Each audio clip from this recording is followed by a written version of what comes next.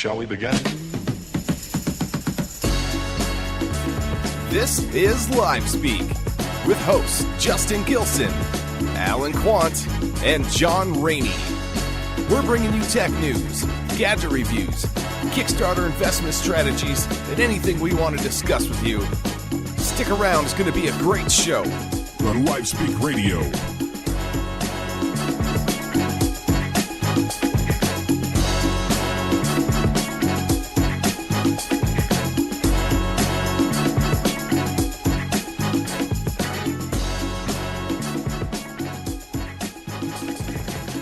Welcome, everybody, to LiveSpeak Radio, and happy Mother's Day to all the mothers out there. Alan, happy Mother's Day. Oh, wait. Thanks. Thanks. Thank you. That echoed in here. Did it?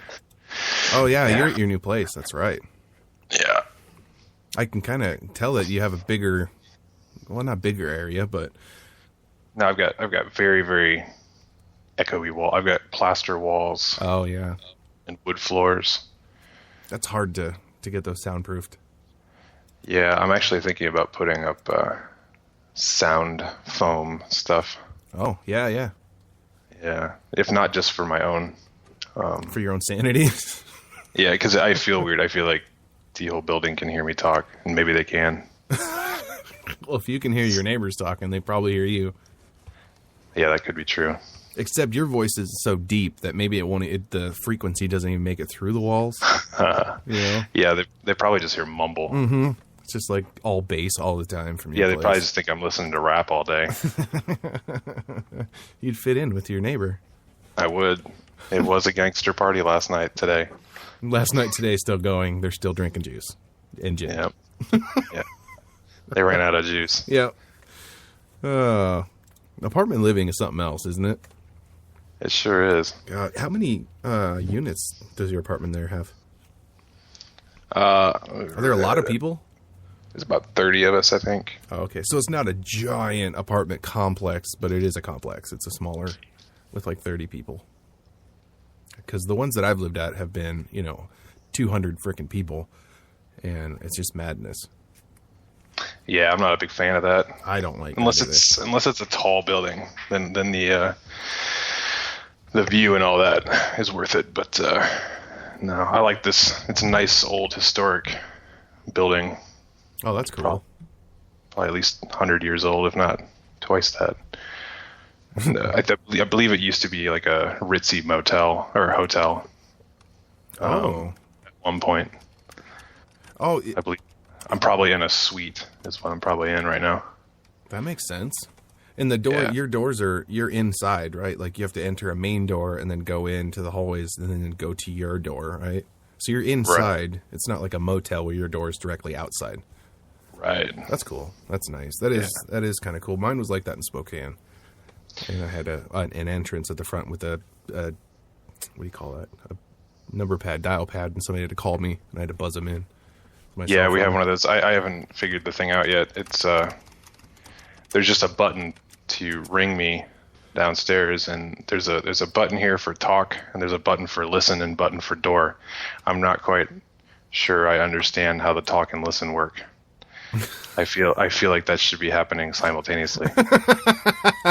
Yeah, how do you? Wait a minute, hold on. I gotta hit listen before you talk. Okay, here we go. Were you talking? I have not. That's strange. I have not successfully pulled it off. And then at the same time, I don't think there's any. I don't know where they talk. They don't have a talk button down there. Oh, so you just stand there and you look up and you just start talking to God? I guess. Let me in now. But the buzzer is like, because it doesn't. I've seen the places that have the thing that rings your phone. This one's like a little intercom thing on your door, or next to my door, and the buzzer is like it sounds like a fire alarm or something. Like I panic every time somebody comes over. Oh, it's one of those. Yeah, it's like it freaks me out. At first time it happened, I thought it was somebody's fire alarm down the hall. I totally ignored it. Well, yeah, it's good. I figured if I oh well, it's not real. It's not. I don't hear that. It's right not now. here. It ain't real. Yeah. I don't see it.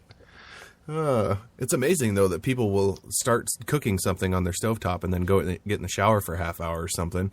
And meanwhile, it burns and the smoke hits the alarms and everything goes off in the whole apartment complex. And that person's the last one to come outside. Like, what happened? It was you, dude. Yep.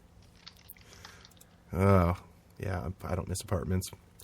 I am looking into moving as well to it's a little fourplex, I guess you'd call it. There's only 4 apartments. It's a nice little place. Definitely time for change, I think. But I wanted to go right into our tech news. If we have it. Do I have tech news? I think so. Producer's shaking his head. We have some tech news. So we'll do some tech news here. It's time for the news.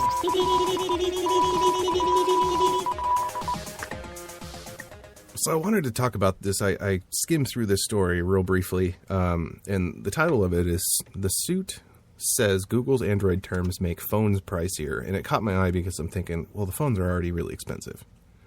You know, the Samsung Galaxy is a $600 phone. That's crazy. That's rent money.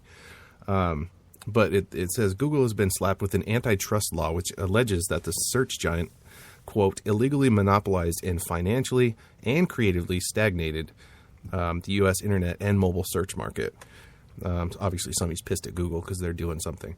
Filed in a California court by consumer rights law firm Hagens Berman, the suit claims that Google purchased Android Inc. almost a decade ago with the intent of cornering the market by preloading its own suite of apps onto compatible devices. Okay, sounds like Microsoft, right?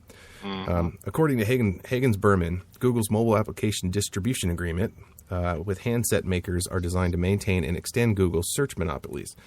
And this is, quote, "It's clear that Google has not achieved this monopoly through offering a better search engine, but through its strategic anti-competitive placement. And it doesn't take a forensic economist, I hate that word, to see that this is evidence of market manipulation."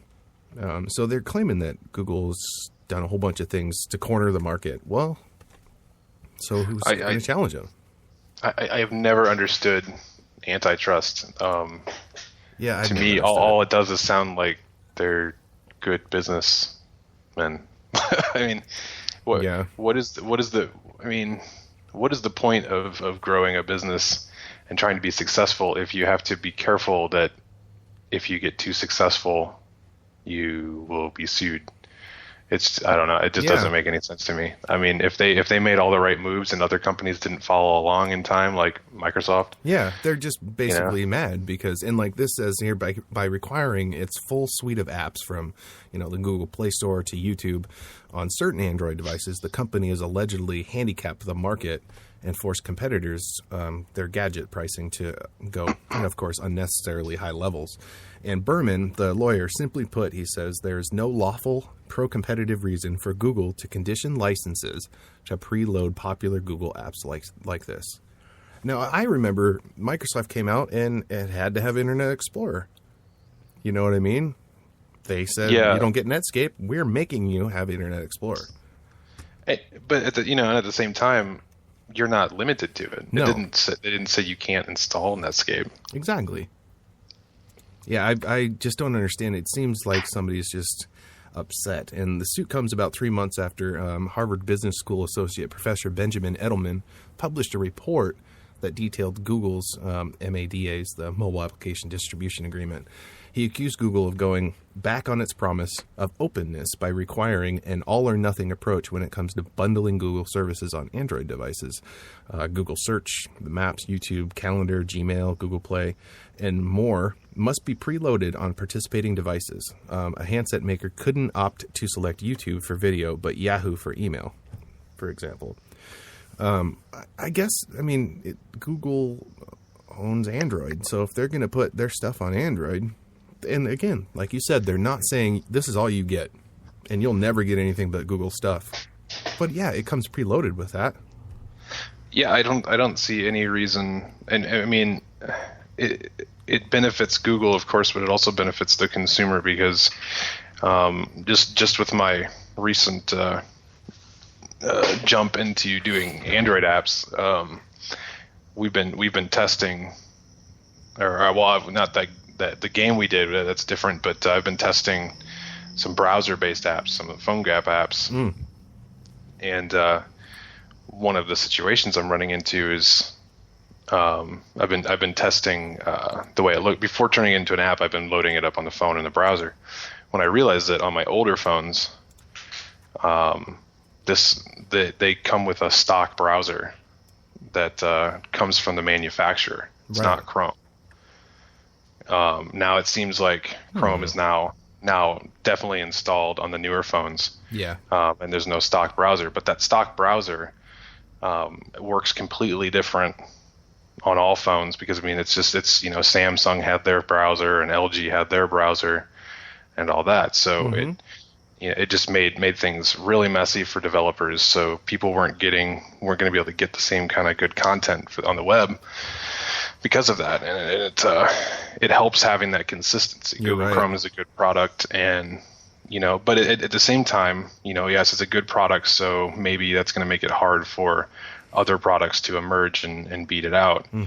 But if we look at what happened with Microsoft, Internet Explorer was awesome, and everybody thought it was amazing. Right.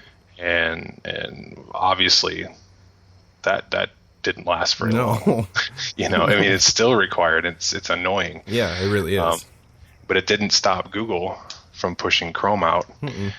And if anything, that should just prove that their lawsuit is frivolous, because a company like Google was able to become big with things like their search and their browser. Right. Regardless of making Microsoft change their policies. It's just strange. And the question in this case, of course, seems to be whether Google requiring its Android partners to bundle all of its services on their phones or nothing at all is anti-competitive. I still don't think so. Yeah, they developed all this stuff, but it's not like they stole all that stuff and then they're just using it. They made it, and they beat other companies because they're better. That's what competition is. Yeah, and see, all these things work together. Most of their apps are meant to work hand in hand with each other. If you're in Chrome, you click on an address or something like that, it pulls up into Maps, and everything is supposed to be seamless, and I could understand why they'd want to package it. Right.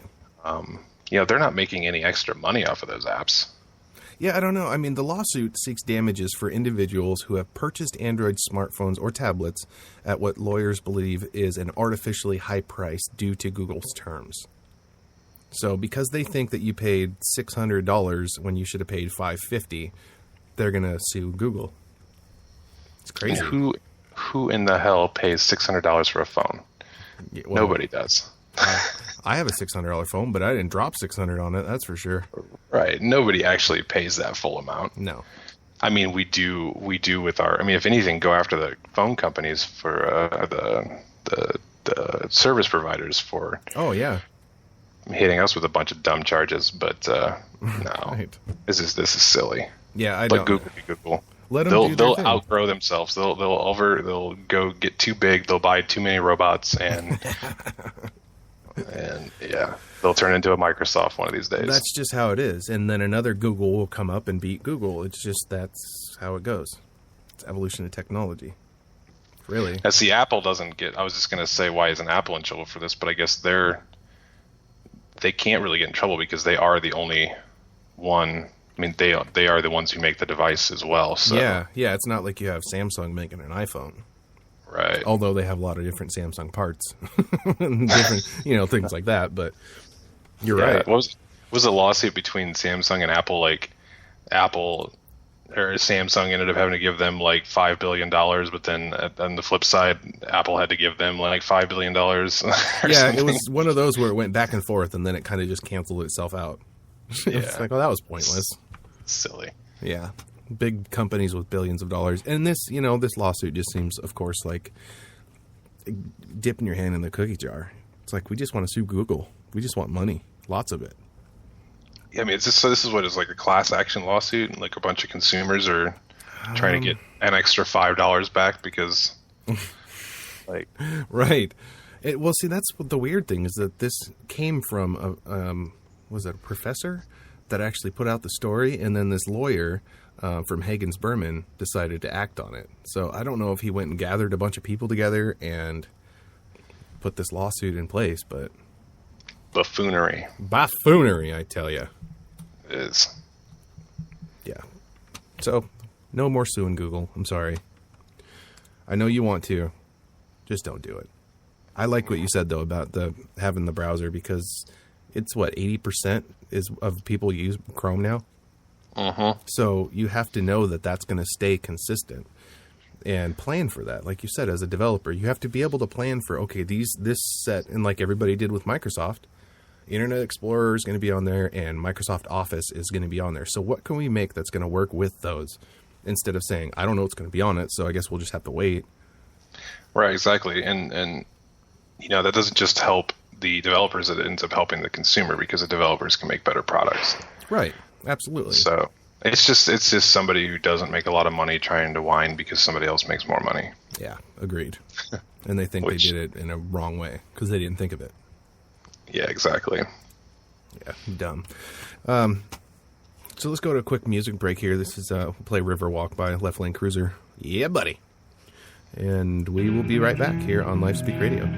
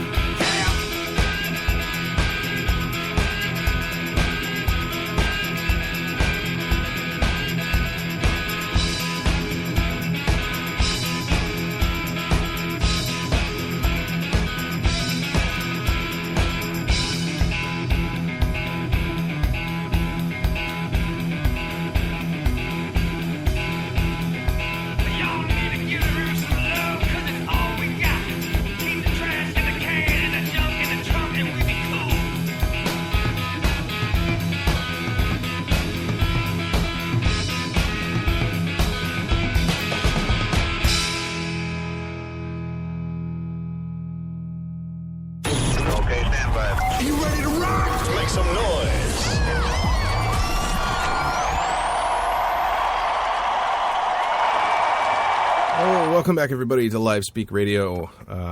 I wanted to talk about one of my favorite things in the world. Windows updates. They're so fun. Oh, yeah. So, especially when they're mandatory. That's even more fun. And I love that there's an article. You can see it on our website, of course, livespeakradio.com. Click on tech and the what's new in Windows 8.1 update. Read through that. It'll make you chuckle. I guarantee. It's hilarious. And just the way that they talk about it is funny. About we periodically release updates for Windows. Well, yeah, you also force people to get them sometimes too. So what the deal is, and I talked about this last show, and I think I made a mistake because I'm experiencing it at work. So what Microsoft is saying is that if you have Windows 8.1, 8.1 RT, you have to install this new security update. It's basically their very first official patch, kind of like a service pack for 8.1. If you don't install it, you don't get support and you don't get any more updates, security patches, or anything until you do. Now, I understand that. That's fine, but make sure the damn thing works before you send it out. The problem with it is that their computers are getting screwed over because they're getting blue screens. Their computers, this new update doesn't agree with anything. If you have a third-party software on there of any kind, I heard it's not working well with Adobe products. And for all that headache, to force people to do it is just crazy to me. I don't understand it. Now, I also thought that Windows 8 was unaffected. Now, granted, you can still stick with Windows 8 for, ever until they, of course, cancel it. But for right now, you can still have Windows 8 and continue to get all your updates and all that. But they constantly are pushing this 8.1, and I've seen it at work.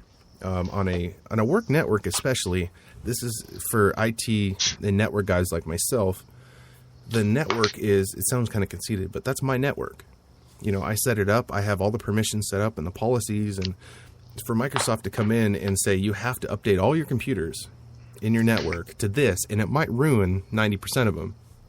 That's a tough call. Yeah. It's like, oh, okay, I guess we'll do that. So I spent the last week trying to find ways to stop having to do the 8.1 update, but then also found out that if you have Windows 8, they keep pushing the Windows 8.1 update on you because it's free right now. So you get this amazing banner that goes across your entire screen because it's Windows Metro, so it's got to be full screen. And anything you're working on, it just kicks you right out of, and you get this banner on your screen that says, get Windows Update 8.1 for free today. And for like 2 or 3 weeks, you get the option of canceling or go into the store and buying it. But after that 2 to 3 weeks, you don't get the option to cancel anymore. You just get this banner on your screen with the only option of going to the store and getting 8.1. So it's really strange marketing. So they're putting it and interrupting your workflow, whatever you're doing. And like I said, I'm seeing this at work when people are legitimately doing, well, most of the time, legitimately doing work. And it interrupts them and it just sits there. And most people don't know how to get rid of it because there's no exit. So I'll tell you now, if you get that and you don't have any options, just go into the store and then hit your Windows key. It'll take you right back to what you were just doing. So that's one way to stop that stupid, annoying thing. The other way is a little trickier, and I'll put some instructions on the website as well for this, but it's a registry hack. And of course I want to note before you do anything with registry ever, you want to make a backup. Well, before you do anything on your computer, it's probably smart to do some sort of backup, but the registry especially, it's the brain. That's where all the instructions are held. But there's an option in there where you can go in and it's called store. And then you can go in and actually change it says this computer available for update or upgrade. Sorry, not update. And you just change it from a 1 to a 0. So from yes to no. So you turn that off. And then the computer doesn't look anymore because it doesn't think it's eligible for an update. But that didn't work 100% of the time when I did it at work. So I had to find another way, which is by group policy.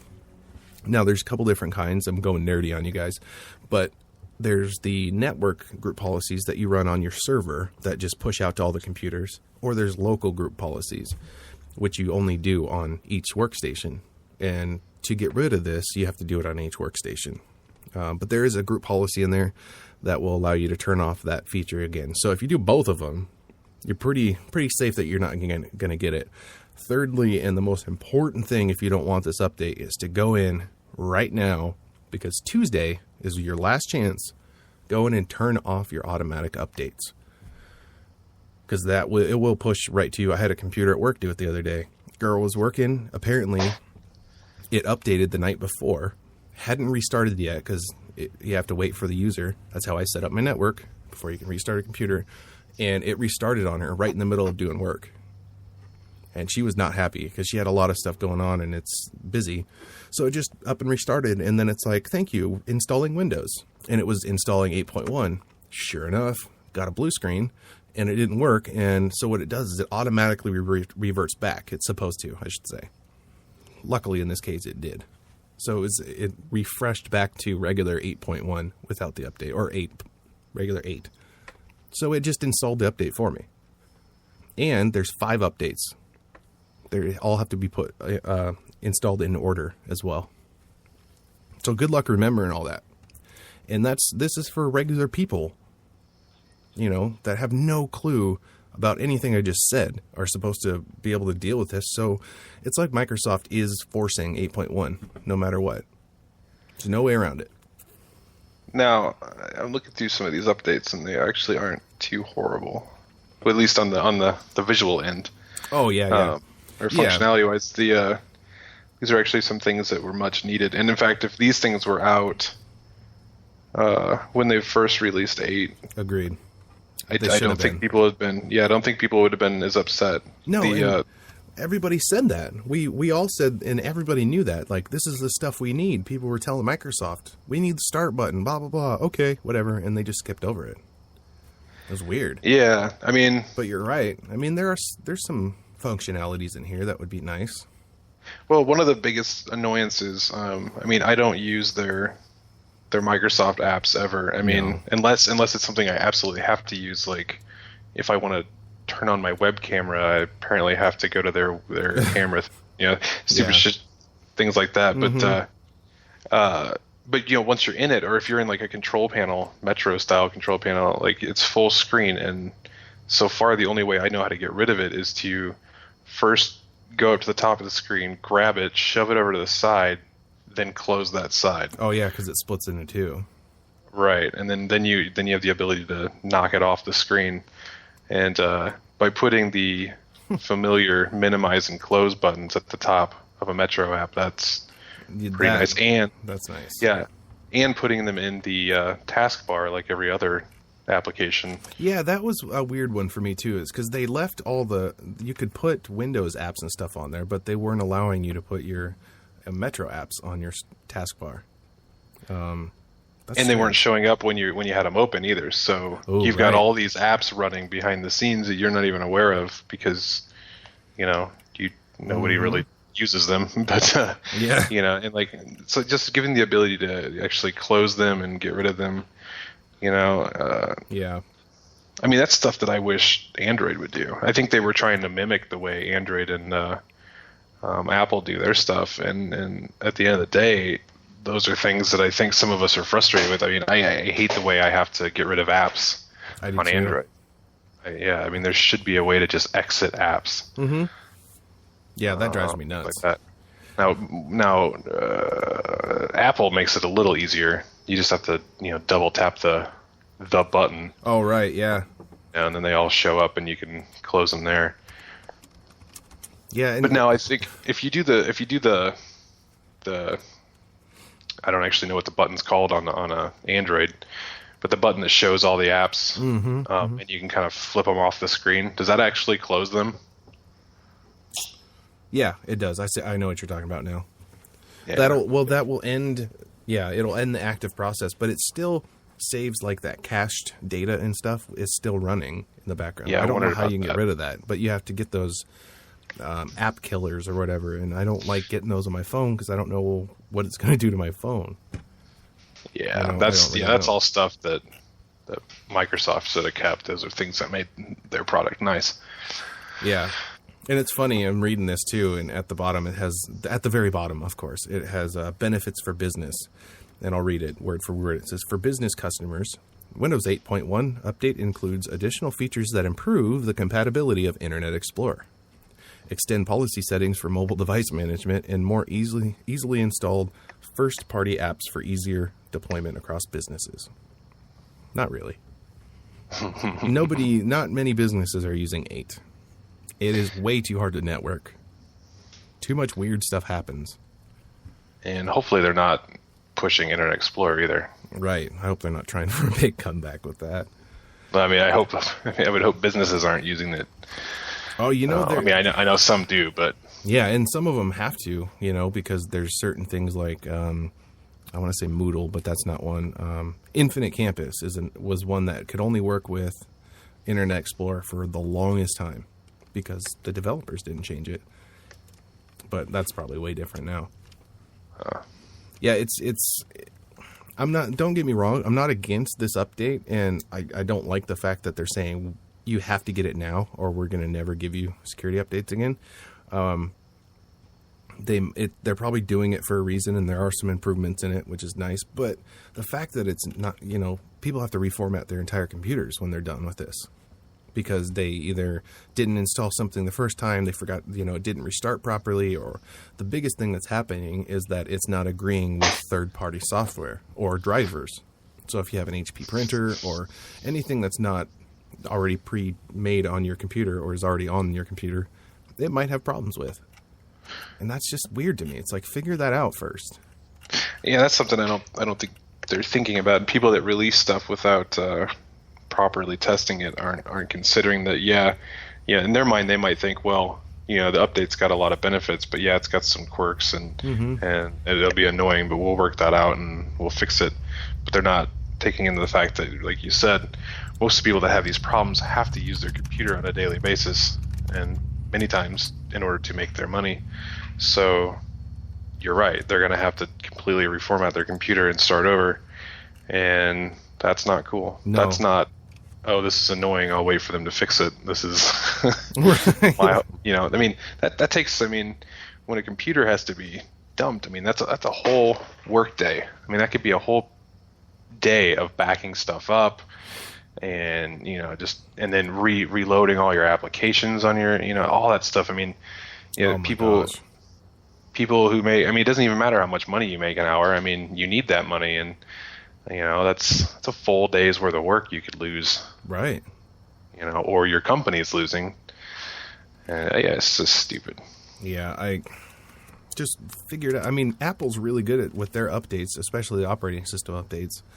They don't put them out until they know they're finished. I don't know. It's strange. A lot of it too with these updates for Windows 8.1 is security updates for, what did they say? It was Windows, Office, Internet Explorer, SharePoint. Those are all vulnerabilities. Windows? It's kind of the whole thing, right? Yeah, right. I don't know. They say two of the updates are marked critical, which is Microsoft's highest threat rating. There must be a big hole somewhere. Yeah, no, as a developer, I have to, empathize with them on security stuff, because, people should not necessarily get, upset with these developers when breaches happen, because, right. Of course, yeah, there could be developers out there just paying absolutely no attention and putting out bad products with holes all over it, but it's an ever-changing thing. It's worse than SEO. It's just something that is changing, day by day, hour by hour. You've got all these idiots out there breaking stuff and trying to break into things, and so security is just an ever-changing thing. So no company can really truly be 100% on top of that. No. And so if they have to push out security updates because, and they they do. Everybody knows you get Windows. It's called Patch Tuesday. Every Tuesday there's updates that come out because, like you said, they're working on it and they find, oh, there's a vulnerability, fixed, done. Absolutely, that's fantastic. It just seems weird that they're pushing it out like that. Like you said, it's always changing, and now we think back about this Heartbleed bug that was just going on. And that was for what, the Open SSL certificates or something? I don't really understand. I think so. Those, I don't have a clue.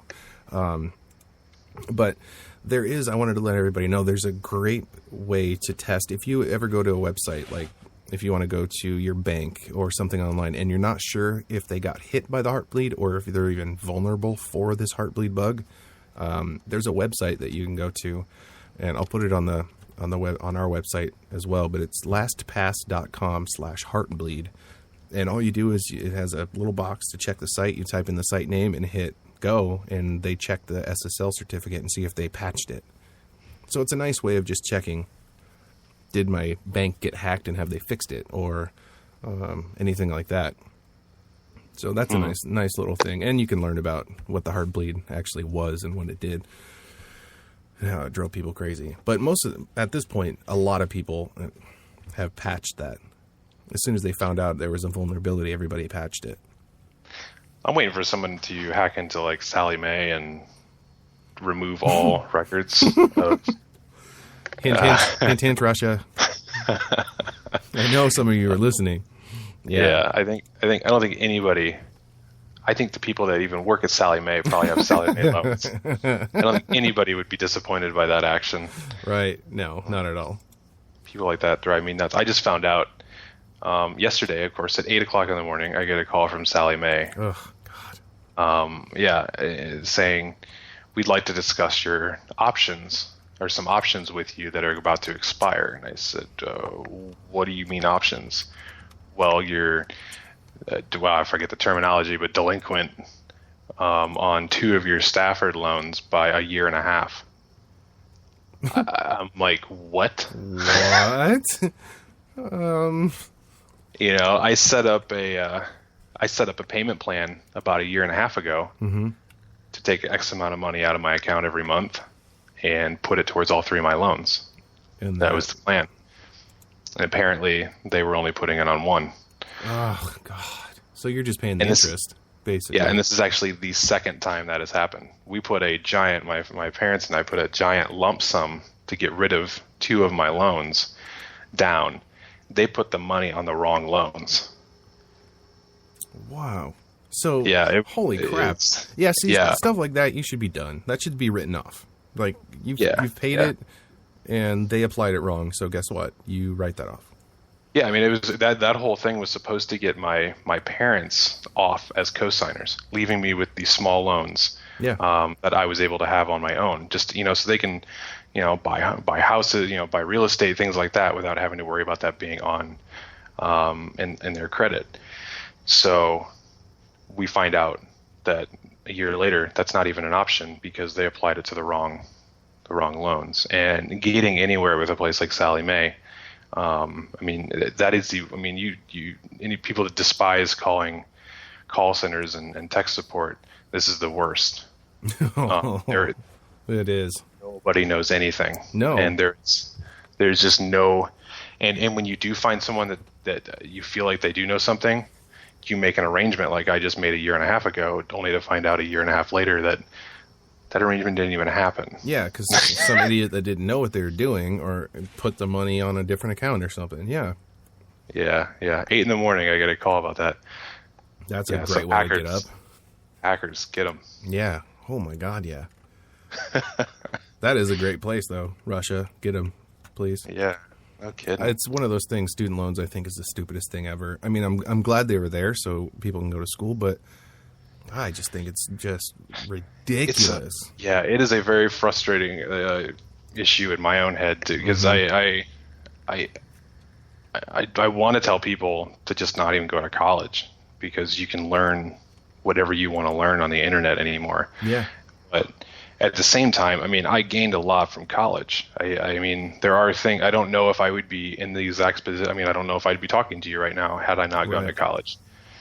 But it wasn't, worth it? Yeah, I mean, was it? Is it necessary now? I mean, and when you went to school, there wasn't Udemy, and they didn't have online MIT classes, and it's crazy. Everybody's MIT, Harvard, they're offering all kinds of stuff online for free, real classes. They're not. You can't take a whole, you can't go to Harvard online for free and get a degree. but you can go learn the skills that you need, and that's becoming a big thing now, where people are trying to just learn what they need instead of paying like we did for everything, our psychology and weird English classes and strange math classes and history of material cultures. And what do you need that for, you know? But even that stuff, like, what? It's another one of those things that the price has gone up to the point where you have to ask why. What are we actually paying for anymore? Yeah. Because if I can go and learn from somebody just as intelligent as a professor at MIT, if I can learn from them online for free or for, $100 to take a course or something like that, why do I have to spend several $100s or $1,000 to take it at MIT? I understand living expenses and things like that, being if you're going to live on campus, that should cost money. But what are these classes? I mean, where is this money going? It feels like some big bottomless pit, just like the government. It does. We give them a bunch of money. We have no idea where it's really going or any say-so in the matter. And odds are it's not even going anything that helps me, the person who gave the money. No. So, yeah, I don't like it. It's a strange thing where, education's free in other countries that are poor. Why? How come we can't offer better education? Okay, so offer a higher education that's maybe not as fantastic as MIT or Harvard, but it's still free. Yeah, I think high school should not be the end of public schooling. I think not at all. I think you should be able to get like an associate's degree at the bare minimum in a public school format for those who just don't have the opportunity. But if you do have the opportunity to go and pay all that money to be a doctor, or something that does require a lot of schooling, schooling and labs and things like that, but a lot of these fields are all fields of things that if you have a computer you can learn on your own. Oh yeah, I mean, take my field, IT. What can't you learn online in IT? Yeah, exactly. Aside from you got to get your hands dirty and builds and stuff, but right, and that's not necessarily learned in school either. I mean, those are things that you learn when you're out of school, getting your hands dirty, and you're going to have a better chance of getting those kind of experiences outside. I mean, if you're not in college and you're taking it online, it's a good chance you're going to find yourself in situations where you can actually get your hands dirty in a real life situation. Yeah. Rather than a computer lab with a bunch of broken computers. Right. Yeah, because like they don't get paid intentional. for. Right. It's the education system. Like, oh God, I could talk forever on that. It's just so broken. It really is. It's just, if you have to have a piece of paper that says I sat through classes and paid a lot of money, so I'm better than this guy because, well, he knows more than me, but I have this piece of paper. Yeah, I'm all for the piece of paper, but not for what it stands for. No, it should be one of those satisfaction things where you go to school, you get the degree for you, and you feel good about it. It's like a big accomplishment. But if somebody else has the same skills as you and is just as qualified as you, does that piece of paper make you better? Well, yeah, and also, I mean, think about there are so many people. I mean, I look at the school I ended up graduating from, and of the 30 people in my class, in my graduating class, only 3 of us are actually working in the field. Everybody else went on to either go into a totally different field or just gave up on that type of career in general. Well, So, and most of those people actually tried. They went out into the workforce and realized they weren't equipped for it because they actually didn't learn enough skills to work in the field. That's why there's only about 3 of us that made it out. Right. Because we are already pretty well trained in it. And so if schools are pumping out this many people that actually don't know what they're doing, I think there's the same I mean, you're going to have the same I can't think of the right word, but if I was giving people certificates to learn from me on how to be a web developer, I think you would probably have the same success rate. So what's the difference? That's a really good point. Yeah, I mean, I'm going to have 3 or 4 students that excel and are amazing, and then maybe 10 that so-so. And your students aren't going to be done with your course and immediately have to go get some crappy job just to pay off the loan. Right, exactly. It's second year out of school, you're hounded by Sally Mae. Like, you need to pay this. You need to pay this. Your loan starts in 3 months. You need to pay this. Well, Jesus, who has $60,000 to drop in 3 months when you get out of school of being poor? You know? Yeah, actually, it's funny. It reminds me of people I know that have had the unfortunate situation of going to jail. Yeah. You go to jail and you get out and you have all sorts of fines and fees. Good chance you probably lost your license while you're in there. Mm-hmm. And all of a sudden you have to pay all these things. Not only that, but you also have to live, but you can't drive.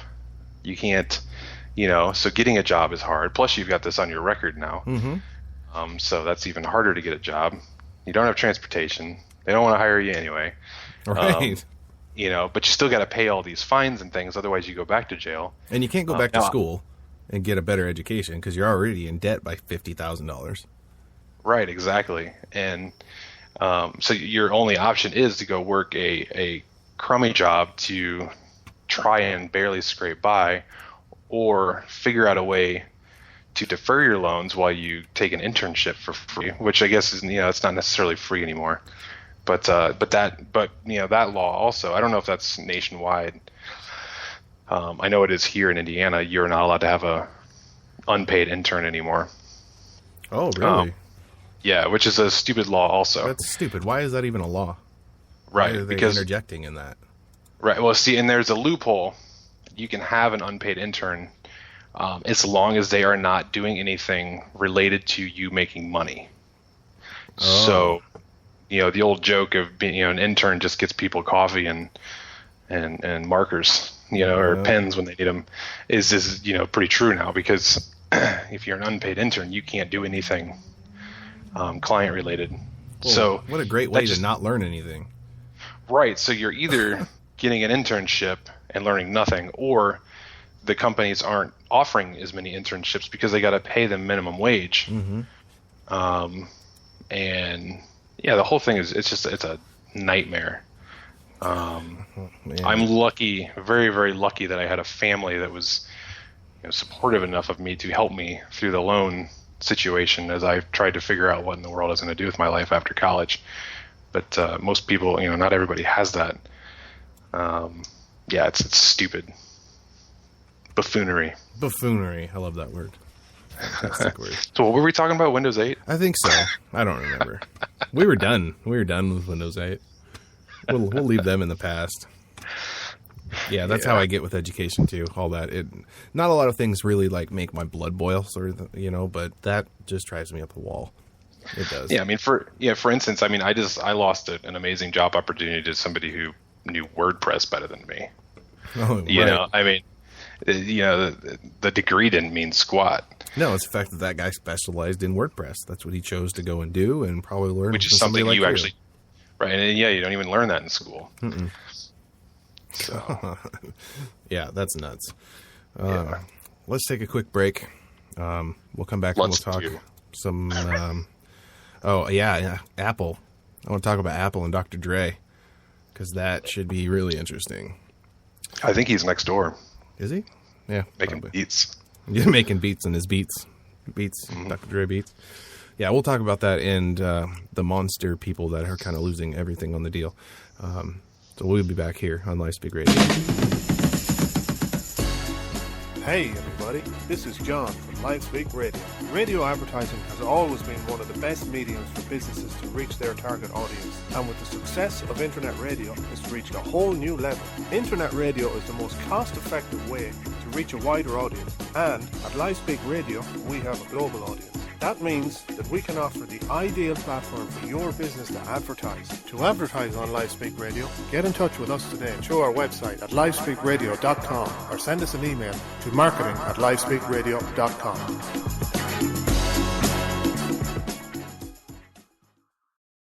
Need a do-it-yourself with your website? Let the gurus at thedigitalcraft.com teach you how to build, design, and maintain your website at an affordable price. They offer private training on web programming, graphic and web design, video production, motion graphics, and expert consulting. Book your session today on Facebook at facebook.com/thedigitalcraft and check out free tutorials at youtube.com/thedigitalcraft or take our courses on udemy.com. Thedigitalcraft.com, your web and design guru.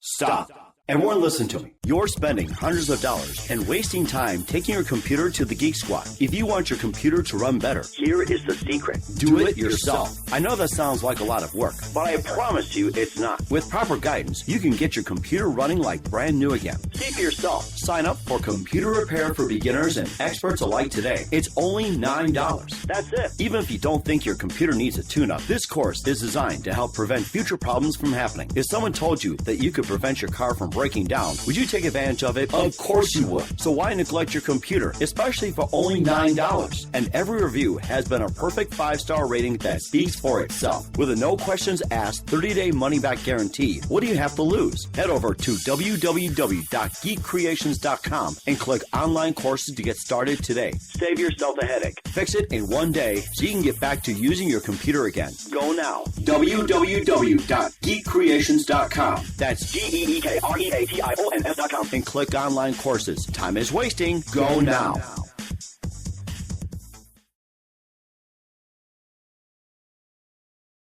You are listening to John, Justin, and Alan on Live Speak Radio.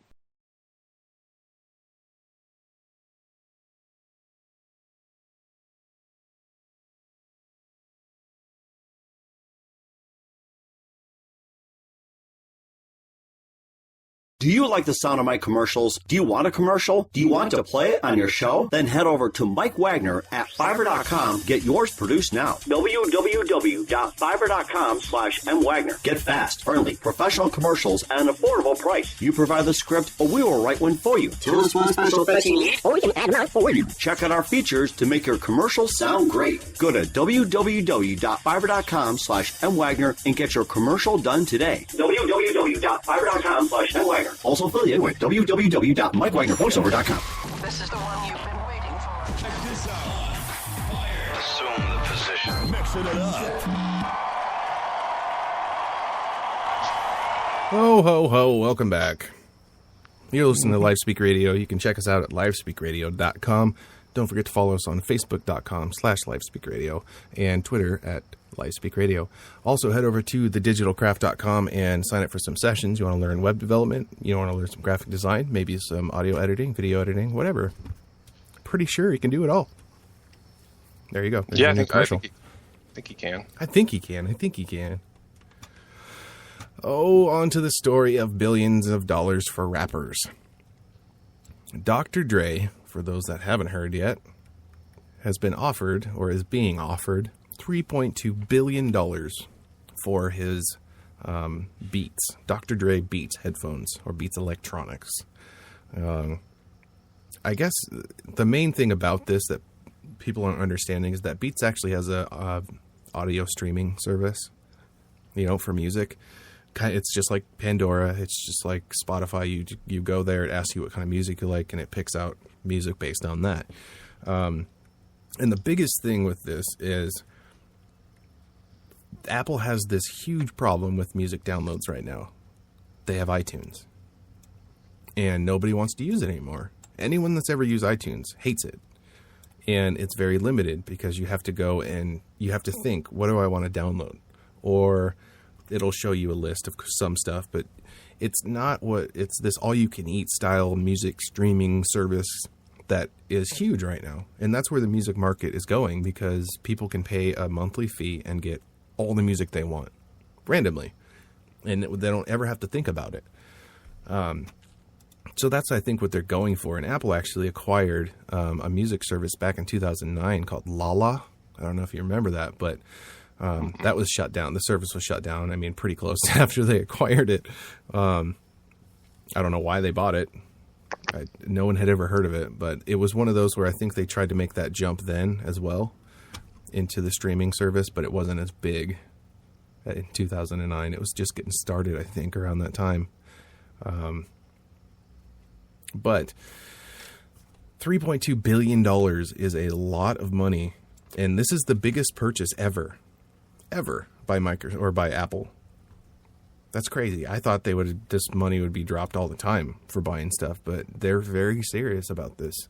The most surprising thing about it, of course, is the size. They had a very small shy strategy, as they call it, when it comes to acquisitions. They don't usually jump in and spend billions of dollars right away. They invest slowly. They figure out what it's like. But holy cow. And it doesn't mean the company, doesn't want these big things. In the last 18 months, Apple has acquired 24 companies. I mean, that's crazy. 24 companies in the last 18 months. They just buy a company. Yeah, that's a cool company. Buy it.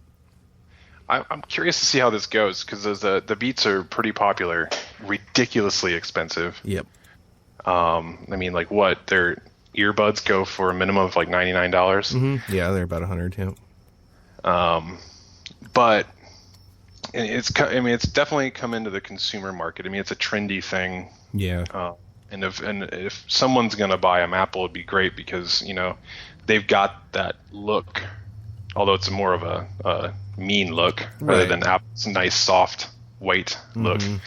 But it's definitely got a special look to it and things like that. It's going to blend nicely with Apple stuff. But it'll be interesting to see if the people that were into Beats because of it being Dr. Dre's product, if it stops going, if it doesn't get sold as much into the recording studios and things like that, as Apple takes it over, I imagine it's probably going to be sold to soccer moms and teeny boppers, and you're going to see that his main market or original market of fellow producers and things like that using his products dipping off. Yeah, I think you're right.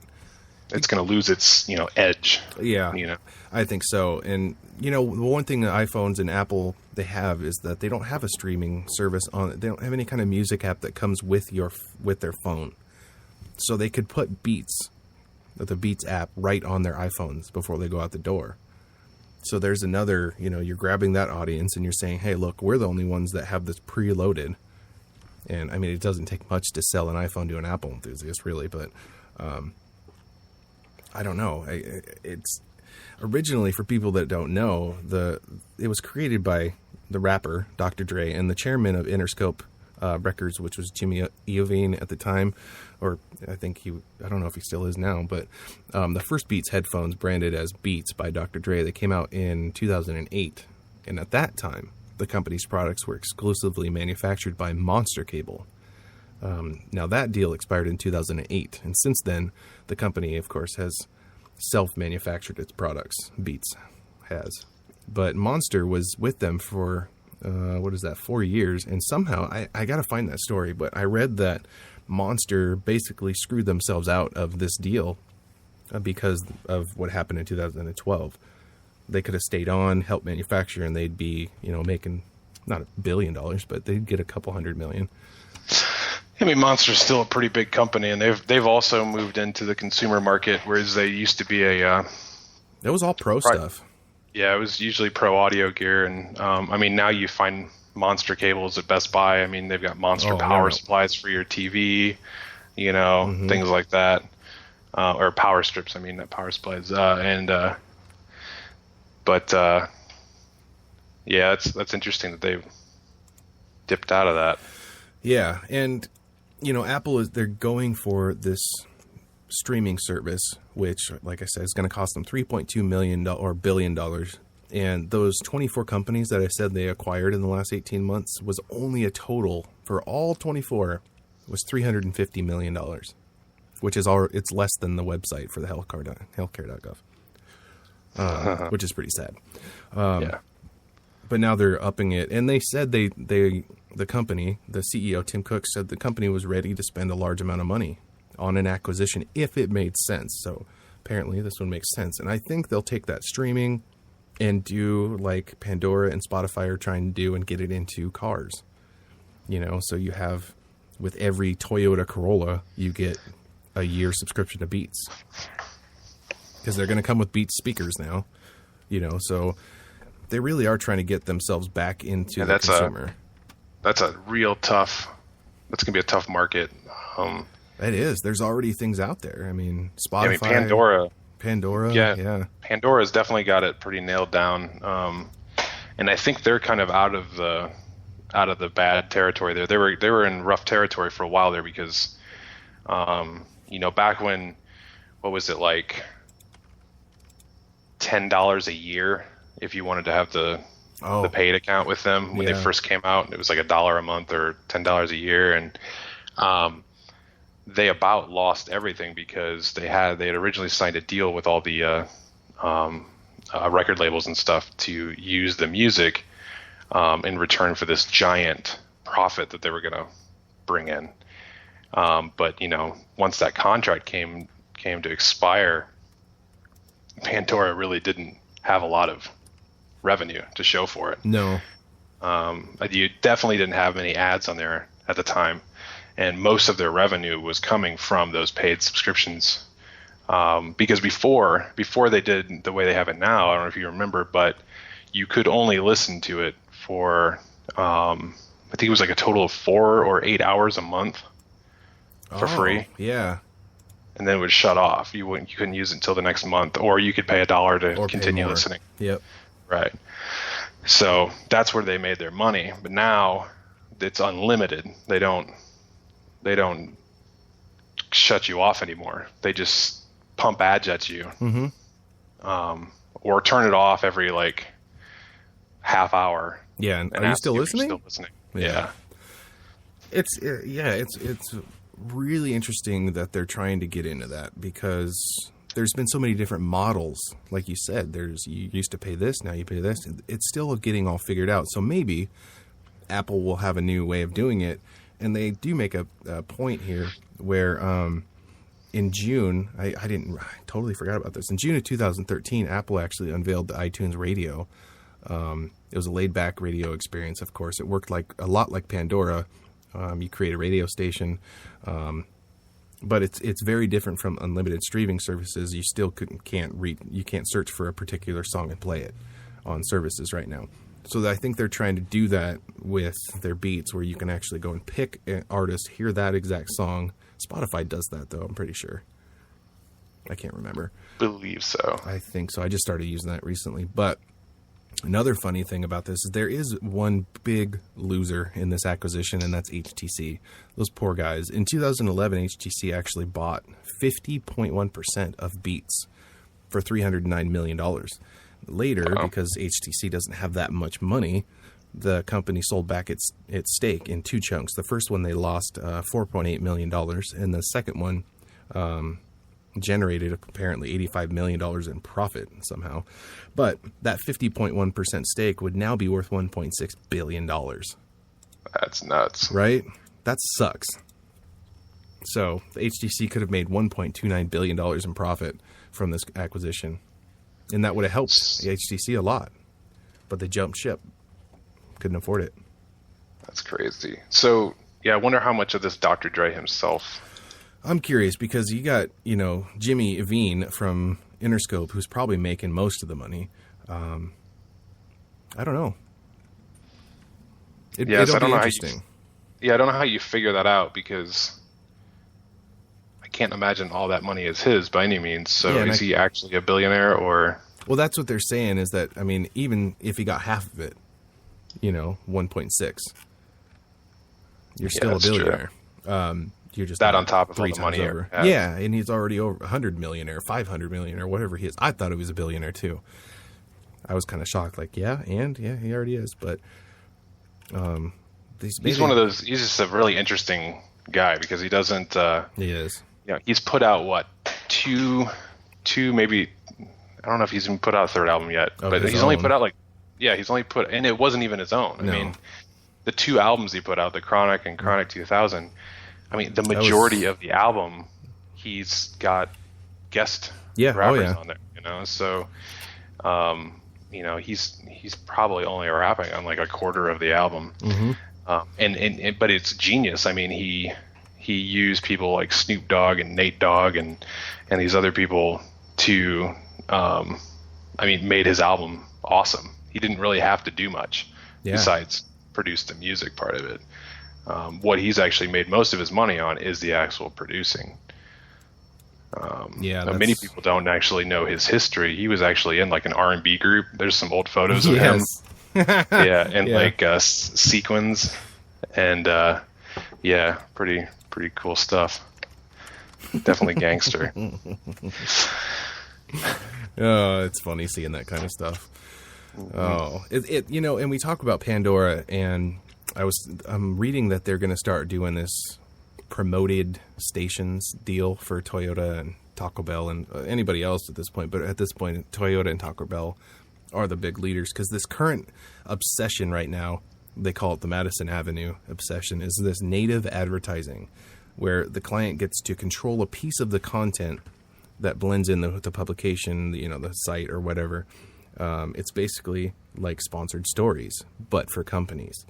So now they're going to use Toyota, and it says when you log in under, these promoted stations are created and show up when you log in under the stations you might like. The Internet Portal says that it's the first time that Pandora has natively integrated an ad product within a listener's station list. That doesn't sound right. Right now, the idea is in beta. It served to about 10% of Pandora's monthly users. And for brands like Toyota, Taco Bell, StubHub, Kleenex, Skechers, and 5 more charter clients, it's all about reach and time spent and getting something unique.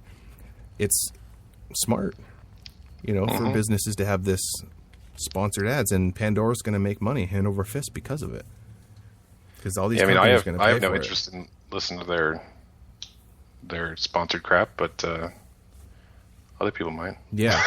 And, this new initiative, it also gives Pandora sellers more than just banner ads. It gives them videos and 15-second audio spots that they can sell. So they're moving on, and Apple wants to get into this. They want to jump in with these people who have been doing it, and they have gone through the bad crap and stayed around. That's just really tough. So I don't know. Yeah, I'm surprised we don't have more of this in vehicles yet. I agree. I know. Granted, I don't ever buy new cars, so I mean, they might. Yeah, I don't either. There's a lot of stuff out there that I don't have. I'm not privy to, but just better integration of your phone, things like that in your car. Yeah, better, like an easier way to get blue. Like if somebody could come up with a way to get Bluetooth technology in old car systems, like mine, I have a Bluetooth receiver. Yeah. And that's great. I mean, it's like $30, and had my tape deck not broke in my van, yeah, that's how old my van is. I could have used one of those tape adapters and plugged my transmitter into it. Oh, right. All of a sudden now I've got a Bluetooth thing, and I'm listening to Pandora and not crappy regular radio stations. Mm-hmm. But man, that's gonna kill radio. Absolutely. It's gonna be a totally new world here as far as radio in the next few years. I feel bad for some of the stations. I mean, the ones that have all been bought out by Clear Channel and stuff that just play junk. Not so much, but like talk radio and stuff, I think they're gonna end up having to find a new niche. Yeah. I was also reading the other day about, and I forgot to put that in our notes here, is that Clear Channel is actually struggling right now. I read something that they have like $50 million in debt. Now, granted, probably to them, that's not a lot of money. But when you're, $50 million in debt, it probably adds up pretty quick. So if there's any interest on it, that's going to go quick. Jeez. And like you said, these streaming services are killing radio. So Clear Channel went around and they own all these radio stations now. But what are you going to do with them when nobody listens? Yeah, I mean, you're going to lose. I mean, places like, because they own iHeart, right? Yeah. I don't find iHeart interesting. I hate iHeart. No offense to them. I just don't like their interface. And yeah, I mean, I don't think anything can really beat the way Pandora works. I mean, you pick a couple of artists that you like, or even just a specific song, it starts generating the list for you. You can easily drop things and artists, that you don't ever want to hear again, and it also drops similar things. And it remembers and recommends stuff based on what you like. So, and it's different too. Pandora is you just go to Pandora.com and you're there. Spotify, you actually have to download their software and open it as a player, and then that connects to the internet and everything. So you have another software program you have to put on your computer. So having something web-based like Pandora, where anywhere you're at, you can access it. God, I think you're going to beat that. Yeah, I can't. I mean, I think I have Pandora playing at least 50% of my day, at least. Yeah, I do at work. You know, I especially, I have mean, to. I've got everything now in my apartment. I've gotten rid of my stereo systems and stuff, you know, and I just don't need it anymore. And I've got a nice little Bluetooth speaker that's portable. Mm-hmm. You know, not one of those little tiny $20 ones, but a really nice one with really good sound. Yeah. And that, you know, I pick it up. It weighs less than a can of pop. I mean, Yeah. it's nothing. You pick it up, move into the next room. Then Bluetooth headphones. Yeah. I walk outside, want to go walk somewhere, toss those on. I mean, it's such an amazing. Yeah, you don't have to worry about a wire that your arm is getting caught on when you're walking, or it pulls your phone out of your pocket. I've had that happen before. Yeah, it's Touch just a the cable, combination yeah. of the accessibility of the stuff mixed with the fact that it's so customized. You know, so it's a combination of the, you know, the whole Bluetooth and things like that, and the service itself being pretty much exactly what I want. I mean, especially since even if they do play something I don't like, I can just quickly get rid of it and I don't have to hear it. I don't even have to listen to the whole thing. I mean, it's just gone. You know, so it's a nice way to listen. I have no desire to listen to the radio anymore unless that's the only option. Right. Well, Because 80% of what I hear on there, I don't care about, even, you know. And most of it's ads now anyway. it is, and it's the same all day. It's the same songs. I get in the morning in my car before I turn my Bluetooth thing on, and I hear a song, and then when I come home, I turn my radio on, same song. You know, it's just the same 10 songs all day, or a list that they make up. And so it's the idea of this, like they said, the all-you-can-eat sort of thing, where you don't even have to think about it. You just log into your Pandora, and it just goes. Because if you already have a station picked out that you like and it's what you just last played, it'll just start playing and you just let it go all day. You don't have to go back and say, well, I don't like all this. Let me find a different station. And that one sucks. You just say, nope, don't like that song, but add this one. Mm-hmm. And add variety. That was a big upgrade for them, too, when they added that. Add variety. And everybody started doing that. It's also, it's a great tool for musicians as well. Because you get an opportunity to learn about new music that you never knew about, that you never thought you would like, or never would have known you liked. Yeah. Because it gets it gets tossed into the loop there because it matches, you know, a certain thing that you already picked, and that's really cool too. Because you know those artists are never going to get played on the radio. I mean, Left Lane Cruiser, for example, you know, who we played earlier. Mm-hmm. I still get all excited whenever I hear that. I mean, even though, you know, they're just a local band to me, but they're, you know, nationally signed. Yeah. They don't get play on the local radio here. Not at all, because they're paid. Because they're owned by Clear Channel. Yeah. There's no way to get it on there. And that used to be what radio was. You know, people they would go and beg the DJs, like, please play this, just play it once. And you don't even get that anymore because you can't even talk to the DJs.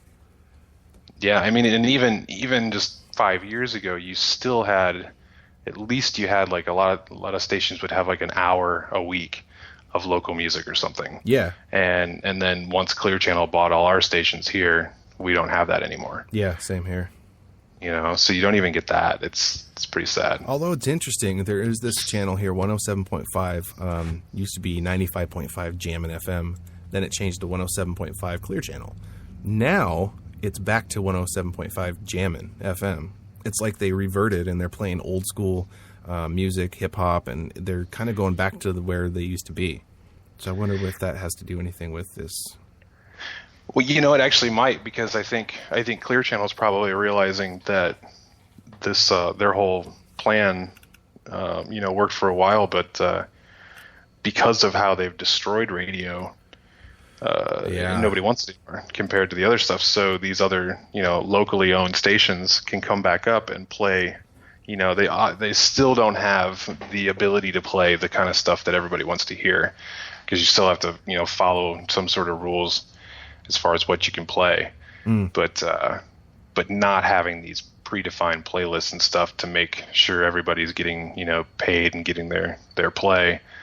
It makes the stations a little more desirable. And I find myself listening to those stations, because the sad thing is that they pop up and then they disappear, and then they pop up and they disappear, because the local people that buy them can't, afford to keep them running. Right. And then someone else will pick it up, and the format will change a little bit.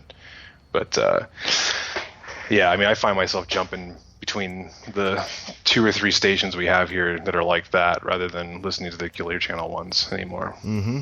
Yeah, you don't get a choice anymore. That they decide what you get to hear, and people don't like that anymore. People, along with the NSA transparency thing, it's like people want to know what's going on, and people are getting tired of being in the dark, and they just want that choice. They want their own freedom of doing, listening to what they want, when they want, how they want, and we're getting there. Yep. It's just it's interesting. There's other, TuneIn redesigned their site. So now they're a little more, if you've got, remember the last time we were on TuneIn, now their website looks like a social media website, which is weird for an audio type website. But the other thing I was going to talk about too was that Apple, we were talking about them earlier, and they're going to unveil the iPhone 6 in August. They mentioned it was going to be in September, but now they're going to drop it back to August. It's going to either have a 5.5 inch or 5.6 inch. They don't know yet. This is what the newspaper said, of course. They said Economic Daily News said 80 million iPhone 6 handsets would be produced this year. Oh my gosh. That's a lot of handsets. And industry watchers have said increasing the iPhone's screen size from 4 inches would help Apple regain market share from competitors such as Samsung. Because Samsung has 5-inch screens. Mm-hmm. And it's not so big like the like your old Tab or whatever you had, where it's, even your hands have trouble with it. Yeah.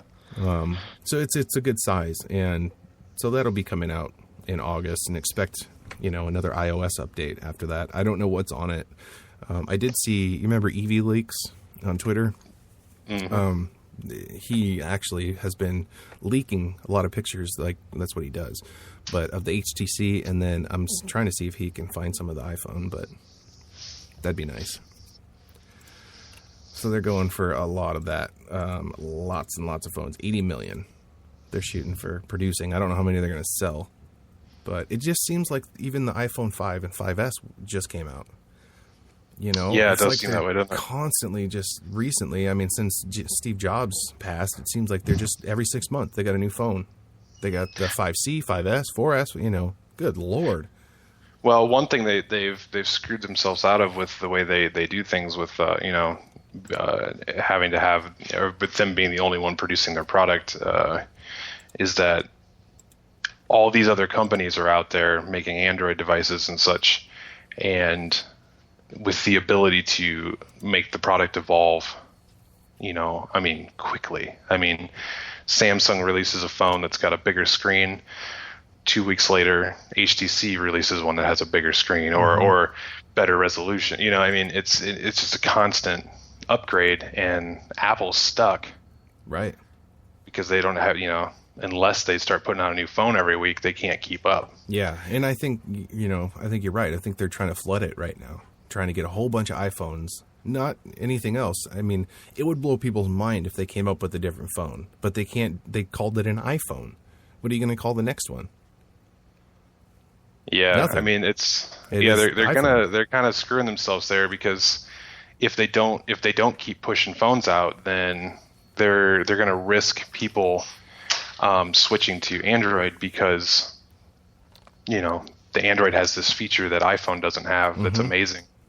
And because not only are phones cheap in general, but usually you don't get a good deal on an iPhone at a service provider. Well, you still got to pay full price. Yeah, they don't change the price anywhere. Yeah, so... But Android will allow retailers to put deals and sales and things like that. Apple, no. It is one price at every store, everywhere. Yeah, so if your contract's coming up and an Android phone came out with these amazing features that, and the iPhone just came out without those features, that's not getting upgraded anytime soon. So, yeah, why not? Why Screw be stuck it. with that $4 phone? like this brand new Samsung. Mm-hmm. Yeah. So they could lose a lot of their clientele there. Absolutely. So, yeah, they're in a sticky spot. I'm wondering, we talk about the streaming services and stuff, and I wanted to mention to anybody that has Netflix out there, I got a notice in my email the other day that I'll just read it to you. It says, "Hi, Justin. In order to continue adding more movies and TV shows, we are increasing our price from $7.99 to $8.99 for new members. As a thank you for being a member of Netflix already, we guarantee that your plan and price will not change for 2 years." So after 2 years, it's going to go up. But if you're already a member, you continue to pay your $8. It's $1 increase, yeah. But how many members do they have? Or new members are they going to have? That's a lot of money. Yeah, it is. The crummy thing about those dollar increases, though, is that once they start adding them, they'll do it more and more. Oh, and more absolutely. Frequently. That's why I figure at the end of this 2 years, it'll be like $15 or $20. Yeah, which still, I mean, granted, you don't get as much freedom with Netflix as I would like. Yeah. You're still limited to the selection they have. So to me, it's not much different than cable TV because you have cable on demand and all that. Right. You have a better quantity within the selection that you get. Yeah. Whereas you can actually watch full, not just full seasons, but full series at a time.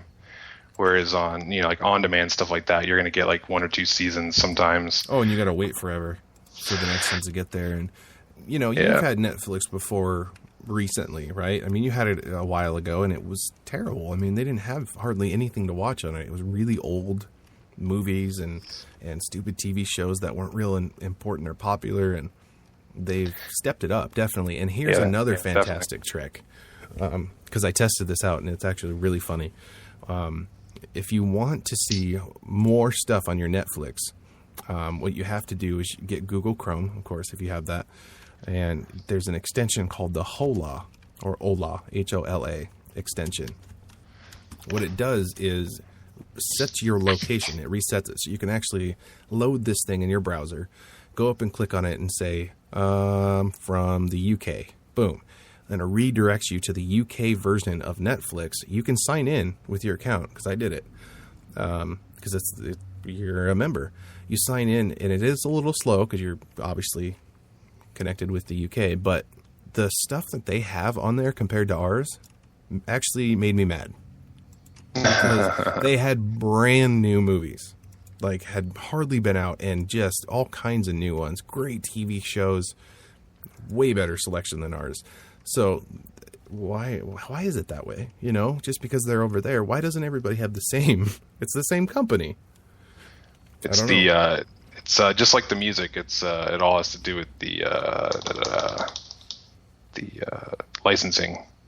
Oh, yeah. There's more flexibility, I believe, over in the UK. You're right. Yeah. Whereas people in America have to follow suit. But yeah, you're right. I definitely did that, and I got a new selection, because that is the bad thing about Netflix. Once you've really dived into it, you feel like you've watched everything you can watch on there. Yeah, because I mean, you're still probably only going to like 10% of what's on there. Right. The rest of it's just junk. That's why I recommend getting this extension, because it's funny, and it is cool because you can, if you have the patience. I mean, you have to start something and let it stream and buffer for a little while, and then you can watch it. But I mean, you're getting kind of bang for your buck that way, because you're getting 2 different versions of Netflix for the same price. Yeah. Now they're going to have to do something. Them and the cable companies are going to have to figure something out, because I think more and more people are going to realize that you can watch pretty much anything you want on illegal sites, and and it's not the kind of, it's so funny, but I mean, it's not the kind of illegal that scares you. You know what I mean? Right. You're not the target.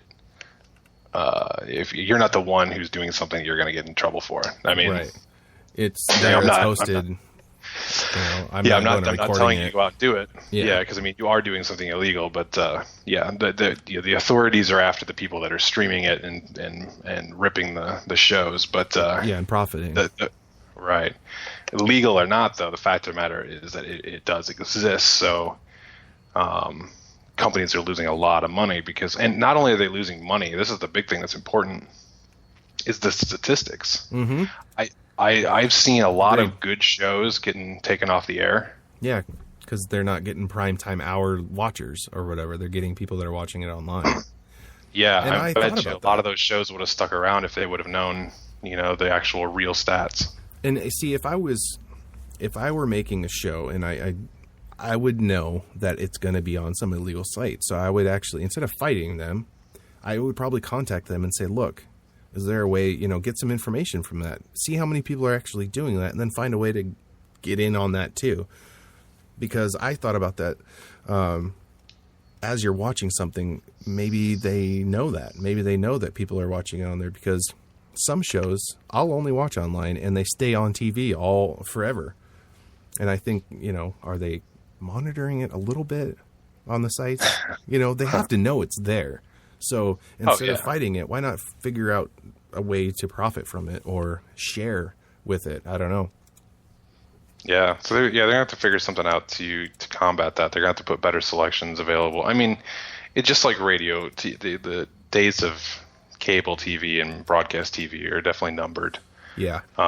And with internet becoming, internet is going to be a city utility at some point. I mean, it's going to be something that's just part of your, you pay your gas bill, you pay your internet bill. I mean, it's. Oh yeah, absolutely. Especially when they start doing this monitor or leveling where you could get 300 gigabytes. You'll live in a neighborhood that gets 300 gigabytes, but then you move somewhere else just because they get 600 gigabytes.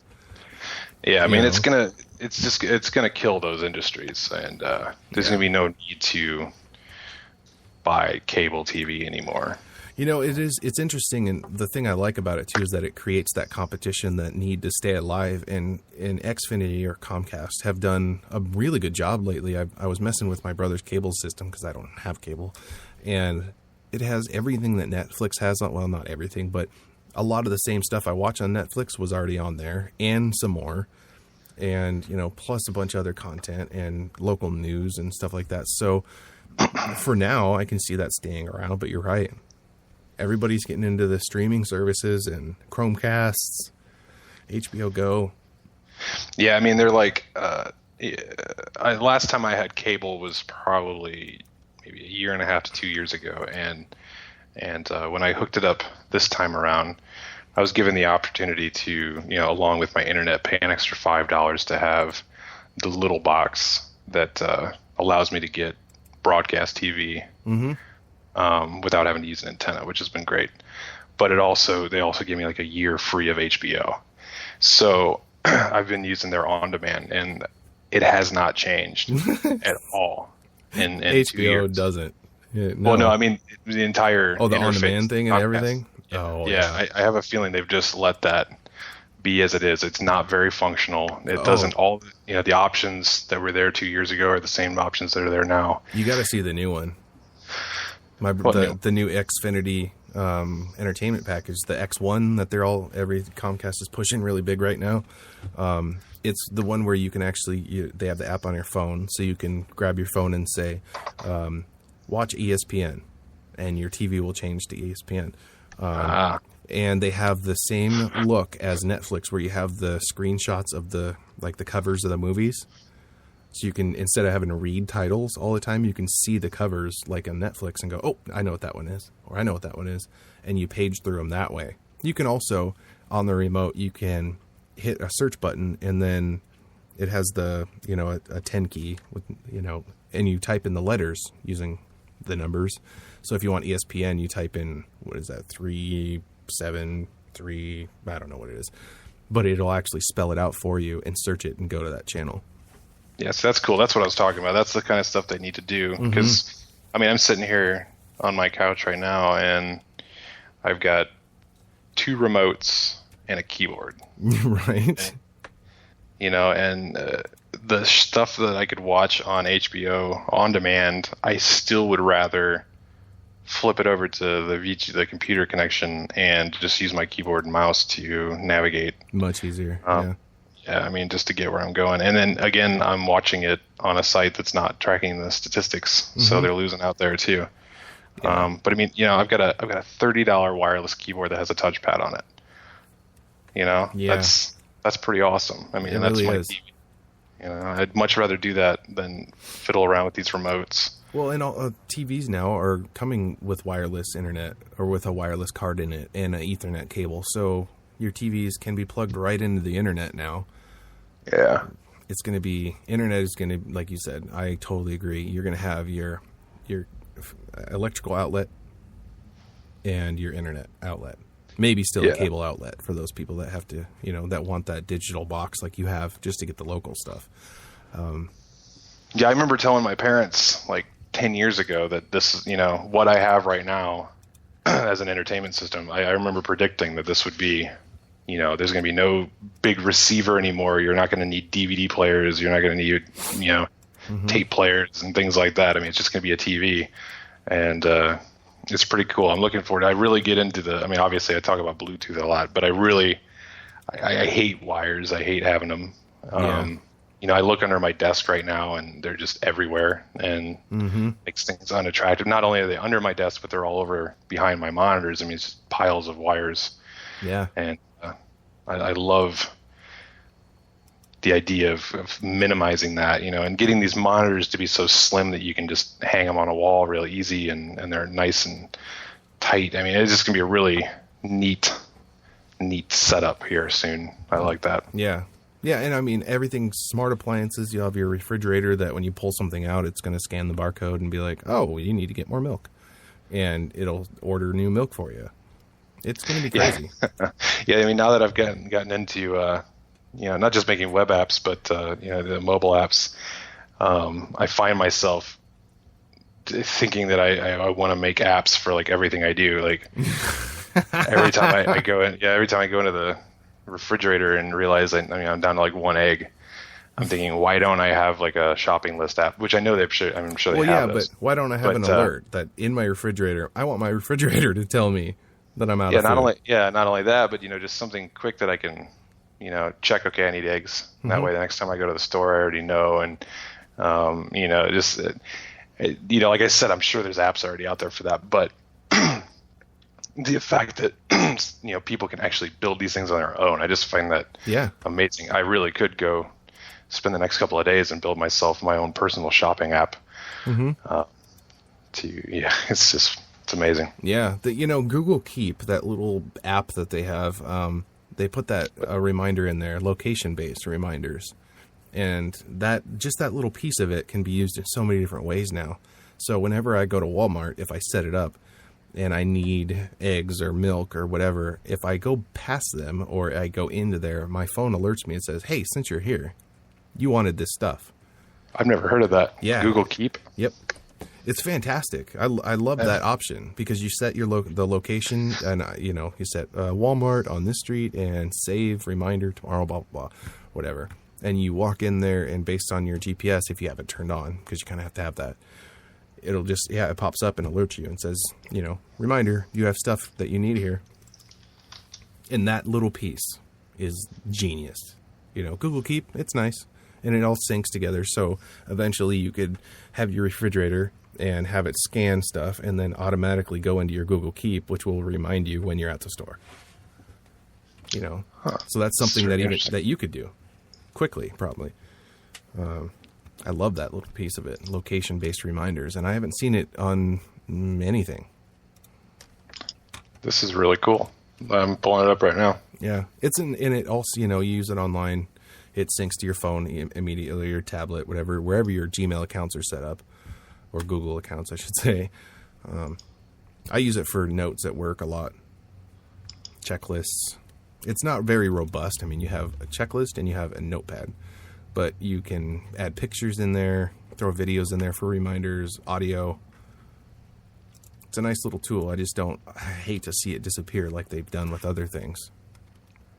Because it's not getting traction because they don't push it. Have you ever heard of it? No, this is the first time I've ever heard of it. So it's strange to me that something like that isn't getting any kind of marketing behind it. But again, it also feels like an unfinished product. Yeah, they definitely have those. Yeah, a few of them. So I wanted to definitely have to tell you this. God, there's a new scam going around the internet right now and this is mainly, I guess if you're a guy, you'll want to know what this is. It's a pregnancy. Was that a question? What if you're a guy? Yeah. Yeah. Make sure you know. Check that out and talk to your doctor. All right, continue. They have this. I don't know how it started, but positive pregnancy tests now can be found for sale all over the internet, and people are buying them a lot. And one mother from Dallas did not want her identity revealed, but she does want people to buy her positive pregnancy test. She talked about one woman who took her up on the offer, and she said, quote, she wanted to trick him into thinking she was pregnant so he would drop everything. So I gave her 2 tests. And buying and selling others' pregnancy tests is the latest trend, of course, on the internet. And those involved, those involved in the trade, it's gross. I thought you were trying to tell me that was actually a product. Oh, I didn't like that you just buy it and then, it only shows pregnant. You pee on it and it comes up pregnant. Yeah. I didn't realize you're talking about actual used. See, your story would have made way more sense, actually, because somebody would have come up with it, invented it, and they've been like, But no, this is actually, they say that's here, disgusting. See, 95% of the girls just want it to lie to get a man. And that's what they said. And the sellers know that. One Craigslist ad posted last year, actually by a central New Jersey woman read, quote, I am pregnant and will sell you a positive pregnancy test. These will be taken right before you're ready to pick them up. Wow. And she even says, want to get your boyfriend to finally pop the question? ? Or play a trick on mom or dad or one of the friends. I really don't care what you use it for. So, people are getting upset that these girls are going out and buying those, but they're also being provided by these morally empty people that just don't care. So be aware of that. That's going around. If she says, "Yeah, I just took this test," I'll watch you take the test. Go ahead and do it again. Yeah, I just don't. That's crazy. I mean, they're selling them for as much as $30 each. I mean, that is awful. It's a market a man could never get into, I guess. Unless you want one that says you're not pregnant, then I'll pee on sticks. $30 and send you one that says you're not pregnant. You're welcome. I'm sure there'd be a market out there. I was watching one of those amazing talk shows on TV the other day, the daytime ones, like where you ain't my baby daddy.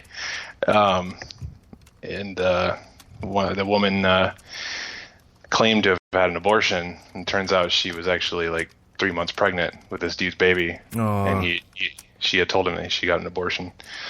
So I guess there could be another market for that, for your negative strips. Yeah. Yeah. Oh yeah. I got that abortion. Here's here shows negative. You don't have to worry about it. Here's the Justin Pete on strip. Right. You're welcome. It's fresh. That's what is weird to me too. It's like the ladies, it'll be right before you pick it up. Just call me and I'll start peeing. It's so weird. It's gross. If she gets busy enough, she's gonna start like stockpiling her pee and then nuking it when. And just having little Chinese assistants do it for her. Like, there's the pee, there's the sticks. You guys get busy. I gotta go shopping. Wow. Send one here. Put this in the mail. Lick the envelope. Send it out. Ew. Before you know it, we will see a Kickstarter. Or minimum an Indiegogo to start with this plan. Yes, I'm surprised there aren't already fake ones out there, like I said, like ones you can buy that automatically, that will always turn positive. Yeah, I mean, why not? That would, gag gift. Trademark. At least. Yep. I'm serious. I might have to search for that, and then I'm going to send you a link so you get all the ads. I'm putting it in my list. your list, your Google Keep list. Uh-huh. Uh-huh. Yeah, that's a nice little app. I wanted to ask you if you've heard of this. Is the Dollar Shave? Have you heard of that Dollar Shave membership? I can't remember what do you call it. Dollar Shave Club, I guess. You pay $1 a month. Well, okay. that's what they say, $1 a month. But there's also options of what kind of razor blades you want. If you want one that has like 5 blades on it, you pay $10 a month, and you get one free, or you get four for free, one every week. They'll send you one, you use it for a week, you throw it out. They send you another one, you use it, you throw it out. And they send, let's see, a great basic shaver for $1 a month plus shipping and handling, of course. It's 2 blades. You get 5 cartridges per month. Oh, so you get an extra one. And I don't see that it sends anything else with it, like shaving cream or anything, but you just get the blades. Now, if you compare that to, like, I pay $14 for 4 blades for my razor because it's one of those Quadtro something or others. And I've been watching a lot of their videos on this and a lot of the research they put behind this, the fact that you don't need 5 blades. You just don't. Yeah, I've wondered about that. You know, if you think about back, our grandparents used to shave with 1 blade, and it was fine. You know, they got a close enough shave. Absolutely fine. And they did a lot of research and said, look, yeah, 2 is better than 1, but you don't need 10 or 5. You can get it if you want. You definitely don't need, they debunked the vibrating handle. You remember how they were selling that? Where yeah, I have one of those. Yeah, I have the same thing where they say it vibrates and it lifts your hair. No, it doesn't do anything at all. I got scanned into that one. I thought it was cool. It's like, yeah, that makes sense. A little vibration, your hair will, it'll tickle. I don't know. Yeah, I mean the razor situation. I tend to just buy a new razor. I mean the ones that have the replaceable ones, because it's almost like buy a new one. Yeah, it's almost like the powered toothbrushes. Yes. Why buy the new tip for it? Just buy a new toothbrush. Yeah. The pack of 2 is like $6. The toothbrush itself is like $6. Mm-hmm. So you get a brand new one that doesn't have mouth funk all over it. Right. And brand new, all that. Brand new battery, brand new motor. Yeah. Because I've had those things go out because of, they're meant to stand up on their, upright. And if you don't, tap the water off well enough, it just keeps dripping down in there. And, it's not just water too. It's the funk and foamed up toothpaste that's dripping down there too. And it just gets all nasty. Yeah. So I bought a little, soap tray at Walmart, and I lean my toothbrush on that so that any residual moisture just drips onto that rather than down the toothbrush, because I've just replaced them so many times because they just get gross to me. Yeah. And that's what I like about this Dollar Shave Club, and I'm going to try and talk to them about somebody either coming on the show, and I'd like to get sponsored by them because their razors aren't anything super special, but they're stainless steel. They do their job. They have the moisturizing strip on them. And like I said, it's $1 plus shipping and handling, and you get 4 free every month. Well, 5 technically, because you get the extra one, 5 cartridges. That's a good deal. Yeah, that is pretty good for people who shave. I don't ever shave, so. Well, yeah, and I watched, what else? I watched another video, and you can go to their website, of course, dollarshaveclub.com, and they have some videos on there that you can watch, and it shows how, how they're packaging in their warehouse, and I'm wondering how much money they can make off of this. You know what I mean? Because for $1 plus shipping and handling, I'm getting things sent to me 4 times a month. Unless they send it all at once. They must send it all at once. Yeah, when I was told about right. it, I was told that you get a new one every week, but technically in the videos they say you don't need to, or don't use your razor longer than a week. Well, and you know what? A lot of times shipping and handling is because of what we're used to seeing on TV, like QVC and stuff, being like $10 for shipping and handling. That's the key part of that term is handling. It is. The shipping itself might only be 50 cents. Mm-hmm. They're charging you an extra. It's just a service fee. Yeah, you're paying $9.50 to get handled. Right. Exactly. But and these companies usually, I don't know if you guys do this because I know you guys ship a lot of stuff, but companies that ship stuff like that tend to get really good deals with the provider. We have and actually ours shows for our website, it has our price, that what we could list online, or we can list the internet price. So we list the internet price, and of course we have a little wiggle room in service fees and things like that, so we're not losing money. Yeah, I mean, like even like my parents' company, they have, I think they go through DHL if they still even exist. Yeah, they do. Mm-hmm. And we've never really had to pay for shipping anything in the last like 25 years, ever since they started being real estate agents, because the deal they have with their company is that you just go to the main office and grab a form or a shipping label and ship it under the company name, and they just get an invoice. Yeah, and it's cheap. So yeah. Well, and which means they have the other blade.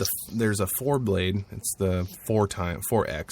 They call it the lover's blade. I don't know, because your girlfriend can use it too. Apparently, it says. Yuck. Yeah, it says, but not your blades. Gross. Yeah. I don't want your leg on my face. No, I'm good. Well, I mean, wait, not that. Yeah, another show. That's a totally different show. But this one, it's $6 a month, but it includes the shipping and handling.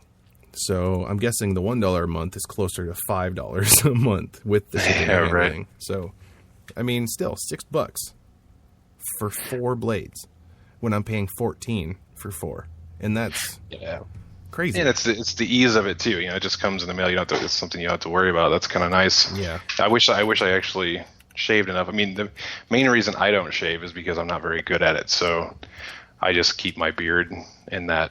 I use an electric razor, so I keep it at that level that's not overgrown, but what do you call it? That rough look, like constant 5 o'clock shadow, Yeah. But that's just because I'm not very good. I mean, my hair grows in funny directions, so I end up just ripping my face to shreds because I've got to go over it every which direction you can imagine to try and get every little hair. Yeah, I don't mess with it. Unless I've got a job interview. That's the only time I ever actually shave my face. Yeah, I don't shave my whole face anymore because I look stupid because I'm big. When I was skinny, I looked fine, but because I'm fat and I shave my whole face, I just look weird. I just have this big round face. It just looks strange. I have to have a beard, otherwise I don't look like I have any definition in my face. I just look like a round balloon. Yeah, see, it's funny. I feel the other way around. Since I've gained weight and and gotten older, I don't feel as funny.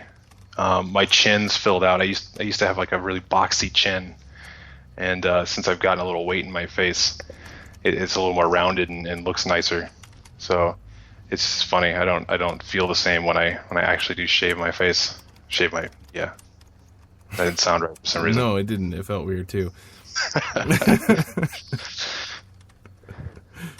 Yeah, I think it's a great idea. And that, like we're talking about with streaming services, service-based stuff like this and subscription-based stuff is being applied to everything. Because it was Netflix, and then somebody was actually on Shark Tank, which we tried to get on the show. They started the toy business, which was a Netflix theme, subscription-based. You subscribe, you get these toys in the mail for your kids to play with. When they're tired of them, you send them back and get other toys. Brand new toys. And they get them back, they disinfect them, and they clean them and do all that stuff, apparently. But yeah, this idea of subscription-based anything. This guy got into a market where there isn't one. Or these people, I shouldn't say this guy, I don't know who actually started it, but the Dollar Shave Club, I'm excited to follow him. I'm curious, and that's why I'd love to have him as a sponsor, because I'm curious how far they go. They're the first of their kind. It's a service that people would gladly pay that money for. Absolutely.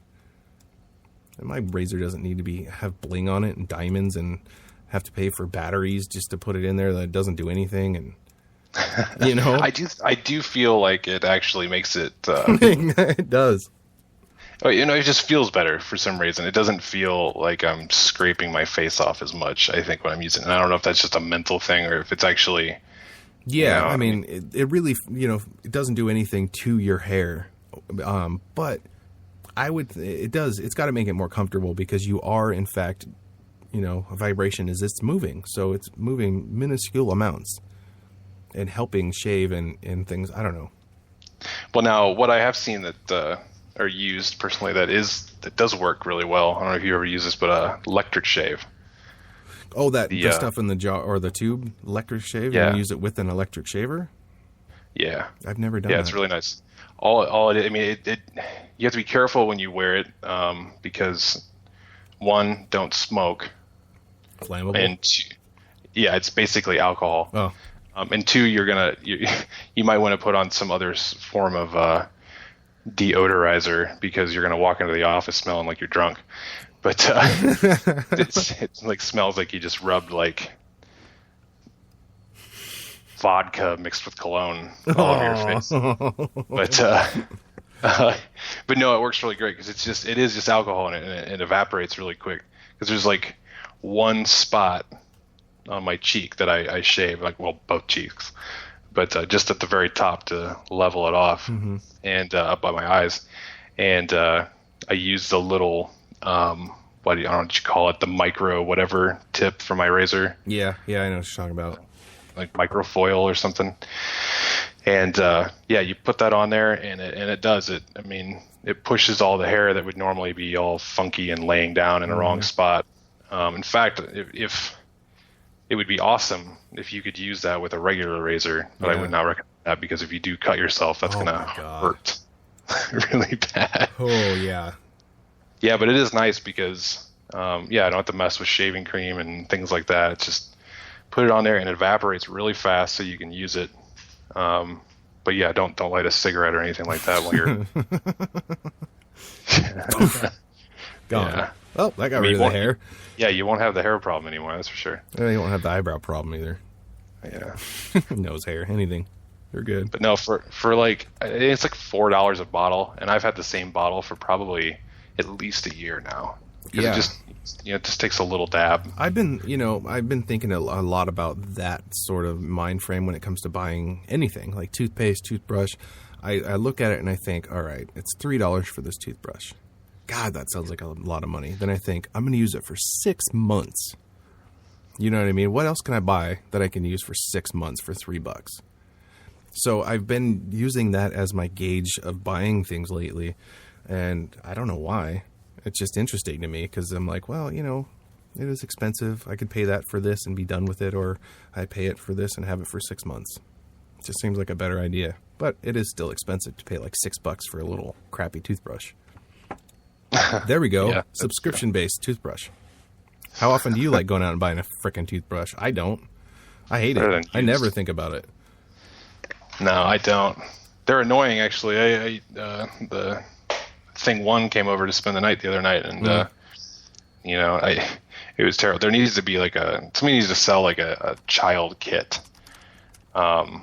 because all the things that I was used to over at the house, that just being there, I don't have. I got criticized because I didn't have a toothbrush. I did not have a hairbrush. I did not have like all these things that she would need before she goes to school. Mm-hmm. And I'm like, I don't have hair. Why would I have a hairbrush? Like all these things that just, I'm a man, so there's no woman living here. Yeah. So, didn't have a toothbrush for her, didn't have a hairbrush, didn't have anything for her. Oh, you're terrible. Sucked. Oh, I know. You're the worst man ever. Yeah, I mean, you can't be prepared for that. So why not?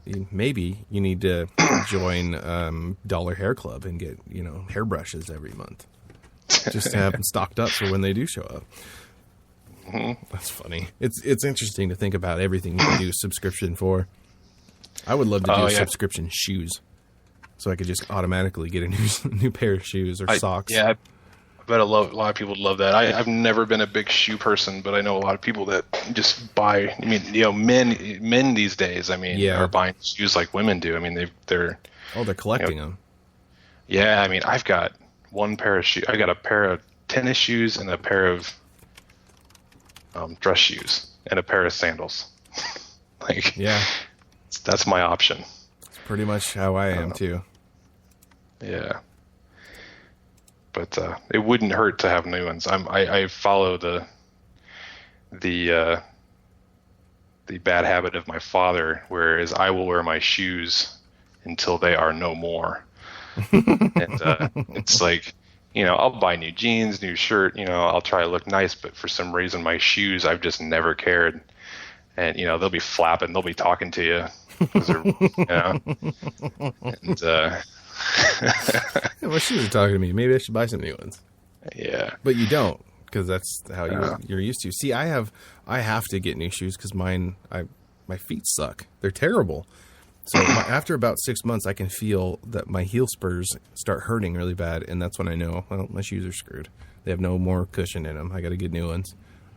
Otherwise, it's just painful. yeah. I've just never paid attention to that stuff. I'm not a very active person, anyways, though.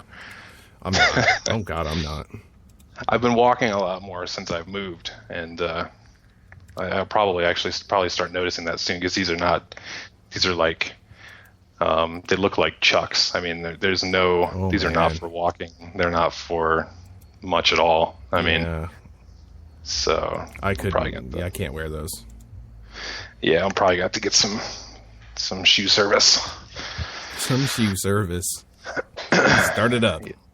Trademark. Got it. Mm-hmm. Yeah. Well, the big things that were going on right now, like we talked about, Apple iPhone, Windows 8.1 update. Again, make sure you turn off your Windows updates. My suggestion, again, with the 8.1 update is that, get it eventually, because it is security updates and it's patches and things that will protect you. But if you're afraid, like me, like it's going to ruin your computer, don't do it yet.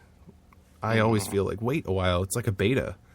Wait until everybody else does all that crap and then figure out, oh, okay, now it works. Install.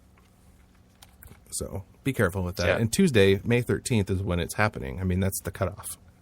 They extended it last month for another month. Oh, yeah, you can have the 8.1 and still get your updates and everything for another month.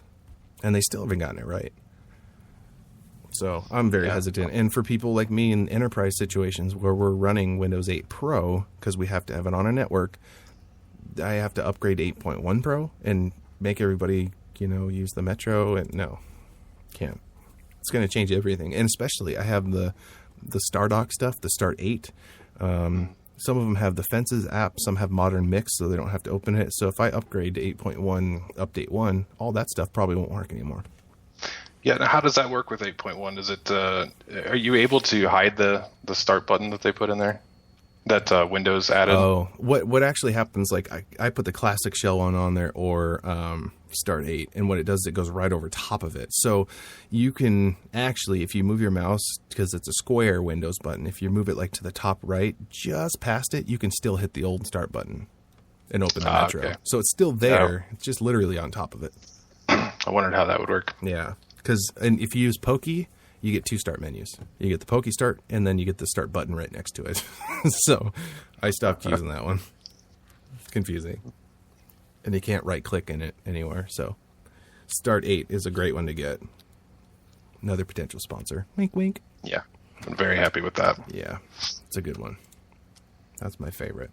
So that does it for us. Unless you got anything else exciting going on. No. I started doing my videos again. Yeah, that's right. Now that you got all set up and we got your computer running. Yeah, neighbor permitting. Neighbors. I had high hopes of doing, 6 to 10 videos last night, and I ended up doing one. But because I had to end up editing out laughter and things like that. Mm-hmm. You think it might be better during the week? Yeah, I think so. I don't. This is the first time I've ever heard anything. I was telling people all week last week that it was quiet. It's just quiet here. Yeah. So yeah, I'm hoping that calms down. Yeah, I'm sure it will during the week, and sucks on the weekend though in apartments because somebody's gonna have a party.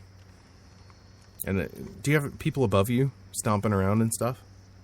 That I have not heard yet. The only thing I've heard above me is something dropping. Oh, well, that's not bad. Like because it's all hardwood floors here. So a coin dropping on the ground up there. Oh, yeah. I'm gonna hear it, and it's gonna echo, off that plaster walls. Yeah, that's the only stuff I hear. That stuff doesn't bother me much. No, that's not bad at all. It's the people talking and stuff like that. It's just distracting. It's not the noise. The level of the noise doesn't bother me. In fact, music doesn't even bother me, except for when I'm recording. But people having conversations, it's hard to not listen to it or try to, focus on, even if you can't hear it, especially if you can't hear the whole thing. Yeah. Because then you're spending way too much effort paying attention to something you shouldn't be paying attention to in the first place. That's so true. So, yeah. Oh, there is one more thing I wanted, and I don't remember if I got to talk about this last week, so remind me. The Gofor drones, did we talk about that? I don't think so. I don't think so. They're drones on demand. I don't know remember where I found this at, but it's an app that you have on your phone, and they're currently in use in 5 different places in the U.S. right now. You can request a drone, which is a little helicopter drone, or a quadcopter, 8-copter, whatever, octocopter, and you can have them fly ahead and see what traffic is like. You can have them, if you need a parking spot somewhere, you're right around the corner and you want, I need to have that parking spot removed. You literally can tell it to go to that location and hover in that parking spot and save it for you until you pull up. Nice. So you can, at any point, you can request a drone to do things for you if you want. The other cool thing is that they all have HD cameras. So if you're on vacation and you want like just a killer picture, and you always have to do that awkward hold the phone picture, and if you want a picture where it's, from a totally random location up in the sky, there you go. You got your drone with camera. I'm sure you have to pay for the pictures and stuff, but and it's just an app on your phone.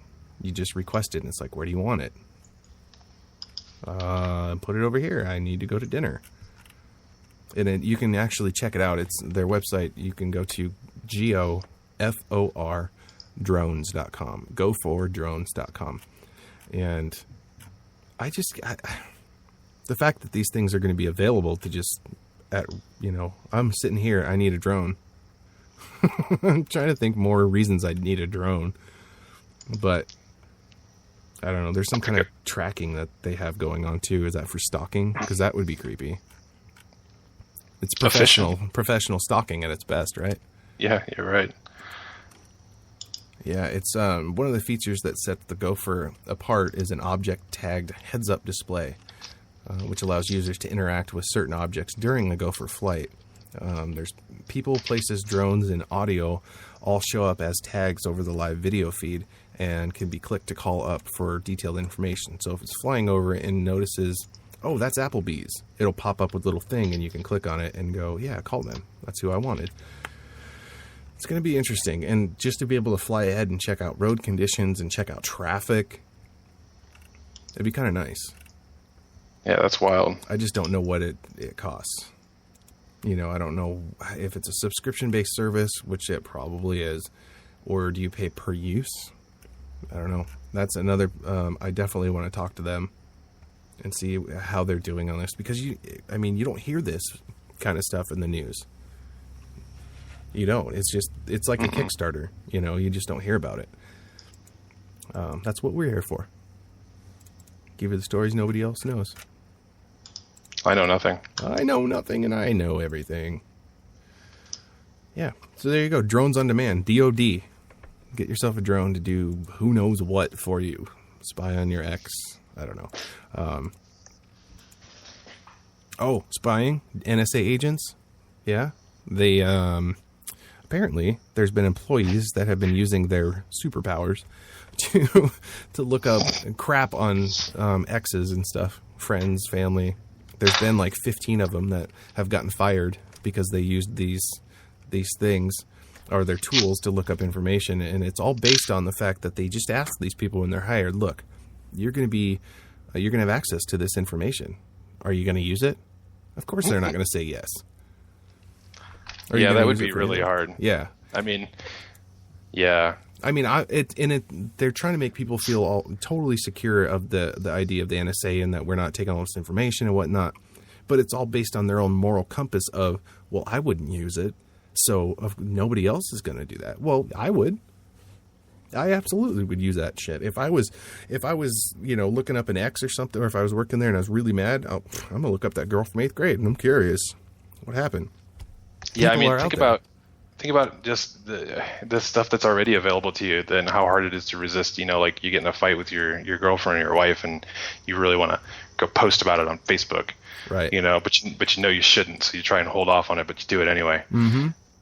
Imagine having that times 1,000,000. Right. Oh my gosh. Like, oh man, do I go, stalk her, change her credit history? Do I, I shouldn't do that. I shouldn't do that. I told the guy when I got hired I wouldn't. Oh well, I did it anyway. There's a show, it's on tonight actually. John Oliver from The Daily Show has a new show called Last Week Tonight, and he's hilarious. Now he may be, I guess he's liberal. I don't know much about that, but he's very, open-minded, and I guess he's liberal. Yeah, pretty much anybody you see on HBO is going to be. Yeah, that's a good point. Very good point. But his show is fantastic because he made a great point in last week's show that there's an election going on over in India, which is, we haven't heard about it, but it's a big deal because it's going to affect our economic standing and a whole bunch of other stuff, but we don't hear about it. And they showed that CNN chose to do a story on India, but they chose to do a story on these leopards that got loose in the town. That was the more pressing story to tell than this other important election that could affect us. And it's interesting to think about that because the news shows you what they want you to see, and this other stuff's going on that you don't know about. And so he points that stuff out in his show, and it's really funny. The guy's hilarious. Whether you like that sort of stuff or not, you have to see the guy, and he's funny. He has a good show. So there you go. Maybe they'll sponsor us too. Oh yeah. Yeah, right. Okay, well, Diamond Dallas Page and his friend got into the Hall of Fame. Last announcement, I promise. The Wrestling Hall of Fame. So I'm going to go order me a fake pregnant test. Actually, maybe I'll just make one. Yeah, you'll produce some. Oh, gosh. Anyway, that does it for us. We will be here next week. I don't know what we're going to talk about next week. I have no idea. There's so much stuff that might happen between now and then. Hopefully, I hope we hear more about about Apple, because right now that acquisition of Apple and Beats hasn't gone through yet. It's just kind of stipulation, and that's what they're talking about gonna happen. Now, for them to say no to $3.2 billion might be kind of crazy, but a little bit. I think it's going to go through, but I'm curious of how far they make it or what they do with it. It's interesting. It's crazy. We'll keep you up to date on that for sure. And for any updates, tech stories, and the crazy WTF stories, you can head to our website, livespeakradio.com. Again, follow us on facebook.com/livespeakradio, on Twitter @livespeakradio, and don't forget to get the Indiana Talks mobile app so you can listen to us on the go. That does it for us. We'll see you next year. Next year? No, probably next week, not next year. It's not the new year. Yeah, we'll see you next week here on Live Speak Radio. Thank you for listening to Live Speak Radio with hosts Justin Gilson and Alan Quant. Tune in next week to hear more amazing tech news, gadget reviews, and interviews. Don't be afraid to release your inner geek. Listen to Live Speak.